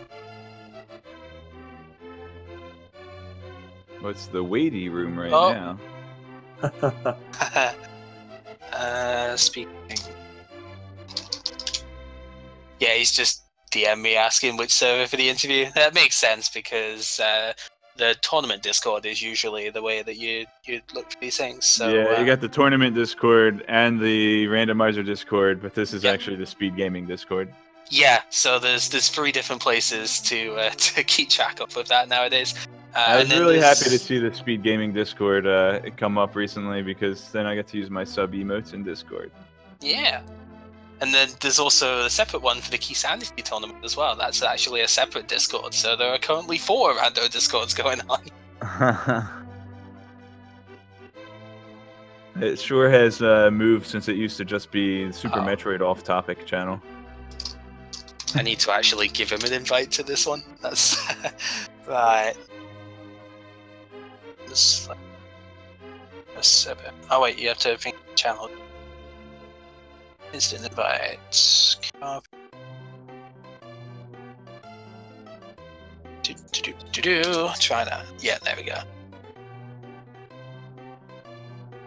I don't normally have to invite people to Discord servers, so it just takes out 1 second or so to actually work out, wait, hang on, how do you do this again? It's usually the other way around for that. It's fine. Alright, let's get him in. Yo, Quizbowl, GG. Thank you. How was that? My dot comment was, what a seed to derust on. Yep. Yeah, that's the first race I've done since getting knocked out of the secondary tournament. I'd say pretty solid for that. Yeah, some of it. I think routing, the logical routing was okay, but I think my execution is suffering a little bit. I had some trouble with blind. Yep. And yeah, that was, and of course, just it didn't help not being able to kind of figure out where everything was. I knew my go mode item was Bombos, and I remember right there at the end, going to the Fat Fairy and just like, oh, please not the mirror, please not the mirror, please not the mirror. I said the exact same thing myself. It's like, no, that's like 20 more locations. So I am so glad that I ducked in the swamp early on that. I was very close to checking the pedestal too, because once I got the mirror, I was like, well, now that's on the table. Right, and that's actually one thing I mentioned on the stream itself, was that's probably the first thing I would have done, is check the pedestal, because if you see Bombos on the pedestal, you know that you just have to go straight to swamp and go mode. You know where you're going, and you know you can just clear it immediately. So that's one possibility. You don't have to do that, obviously, and turns out it doesn't matter this time, because it was nothing. But if you are concerned about that as information.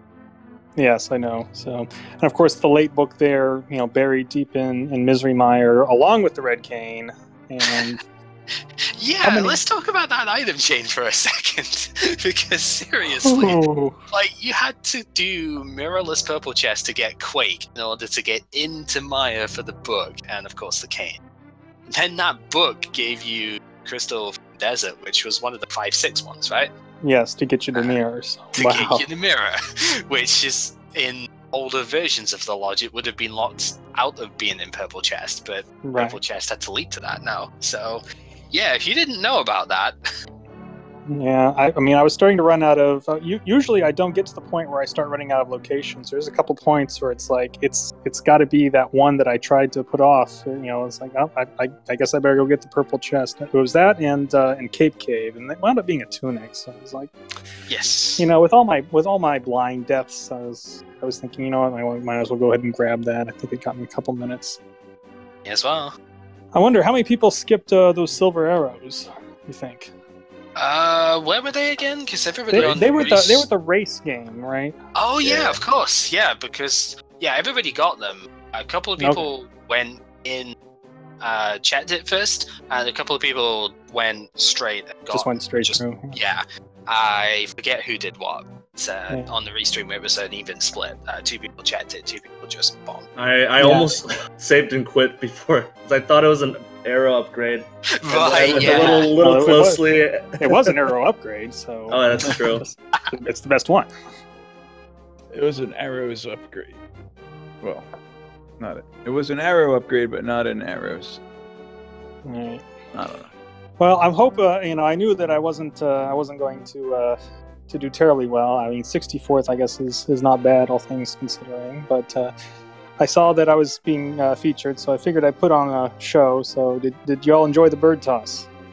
Oh, absolutely. I actually didn't spot that when I was there, but it's always fun to see. I think I remember seeing I remember saying one of the times you can't do the bird toss with Quake, specifically because it doesn't get affected by it. So we definitely played off of that. Quizbowl, it was you that bombed the bow chest, was it not? Yes. I was bombed like every chest. I remember you bombed the Samaria one too. Yes, I bombed the Samaria chest. I bombed the lamp chest because it was deep in Death Mountain. which means you had to get the flute out of Palace of Darkness. So you might as well have done Palace of Darkness without the lamp, which of course I was scrambling to pull up a map of that maze. Should have one printed out on your desk. I do. know. I gotta get. I gotta get a giant poster and just put it on my wall. Honestly, that'd be really cool. I'm not even kidding. I would actually love to see that. Just, if you have somebody on webcam stream or something, just instead of the green screen, just like put that as the backdrop for the wall. That would be awesome. I would love that. But yeah, so there was a long item chain, and I think I even threw a bomb into the mouth of the of Misery Meyer. Just I was like, come on. Was it? No, I think it was Fanta that threw a bomb at the mouth of Skullwoods after beating him off. I don't think it was you that did that, right? No, I wasn't done with Skullwoods when I got out of it. I still had to go check the other chests. So I think that was still on my mind. But who was it that did the bonk immediately after getting the boots in? I bonked. Yeah, that was you. Okay, yeah.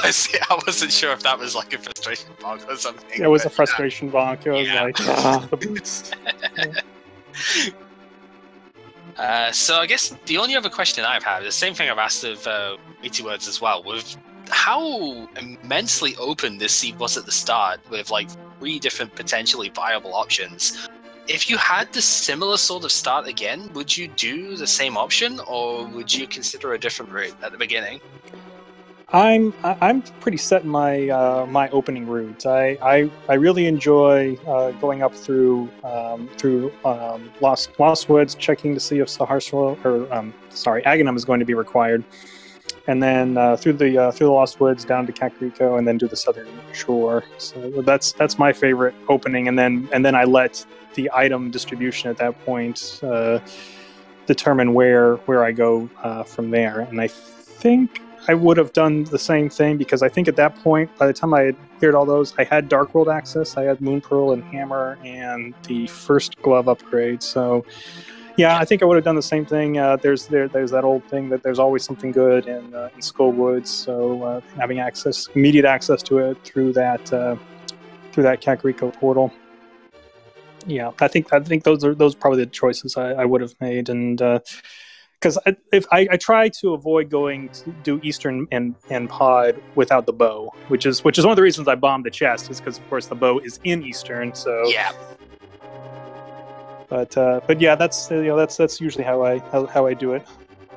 Yeah, because this seed, by the time everybody did that similar sort of thing at the start, this seed had Skullwoods as a possibility. You could have done Eastern stuff as a possibility. You could have done Death Mountain as a possibility by sequence breaking. Like there were, and I think even Hype Cave, somebody did Hype Cave going to the digging game as well, just to get that out of the way. There were at least 4 different viable options that could have been done at the start there, and pretty much everybody did a different option, which was awesome. But it was. And that's a great thing. Great thing about seeing these. Yeah, randomizers. You get to you have different possibilities. There's no good choices. There's no bad choices. There's just the correct ones and the incorrect ones. Yeah, and. Yeah, that was more just what I was thinking, is like, if you had a similar sort of situation again, would you do the same play again, or would you take one of the other options? No, I think I stick with I've kind of got my own groove down, and because the problem is if you shake up something like that, then I put in the possibility of like forgetting a location. Right. Oh, I'm going to skip the. I'm going to skip the hobo for now because I got something else. I mean, in that, if he has some sort of key item, and I might forget to go back to him. So. Right. One of the biggest pluses that you can have in this game is being sure of yourself, one way or another, whether it's just committing to the plays that you make, but also just knowing the route that you're going to take, and knowing the ramifications that can have, but also that means that you are thoroughly going to check the area there too. So, right. So that's one of the key things is try to be thinking a few steps ahead. Whenever there's downtime, whenever you're waiting for a wall to move, or a door to open, or something in the game that gives you a moment to pause. Where do I want to go next? So. Yep. All right. You got anything else to ask, Cross, or are we gonna wrap up?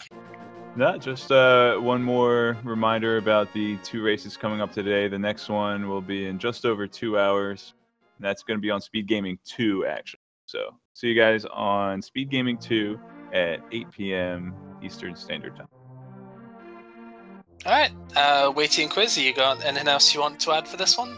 No, thank you guys for putting me on, and look forward to continuing doing the randos until the next tournament. We'll do a lot thanks more. to you guys for commentating. Thanks to the trackers for tracking, and thanks to the community for being really awesome. As always, thanks to Feasel, Mythical 9, and the Speed Gaming crew for hosting all of these amazing races. And thanks to you guys for wanting to be on the restream in the first place. It's not always the easiest of things to go on in front of the masses, and yeah, did a great job. Absolutely.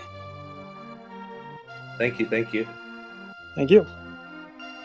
Alright, so I think that's about it then. So from all of us here, thank you very much for watching. I have been Gamer Cal.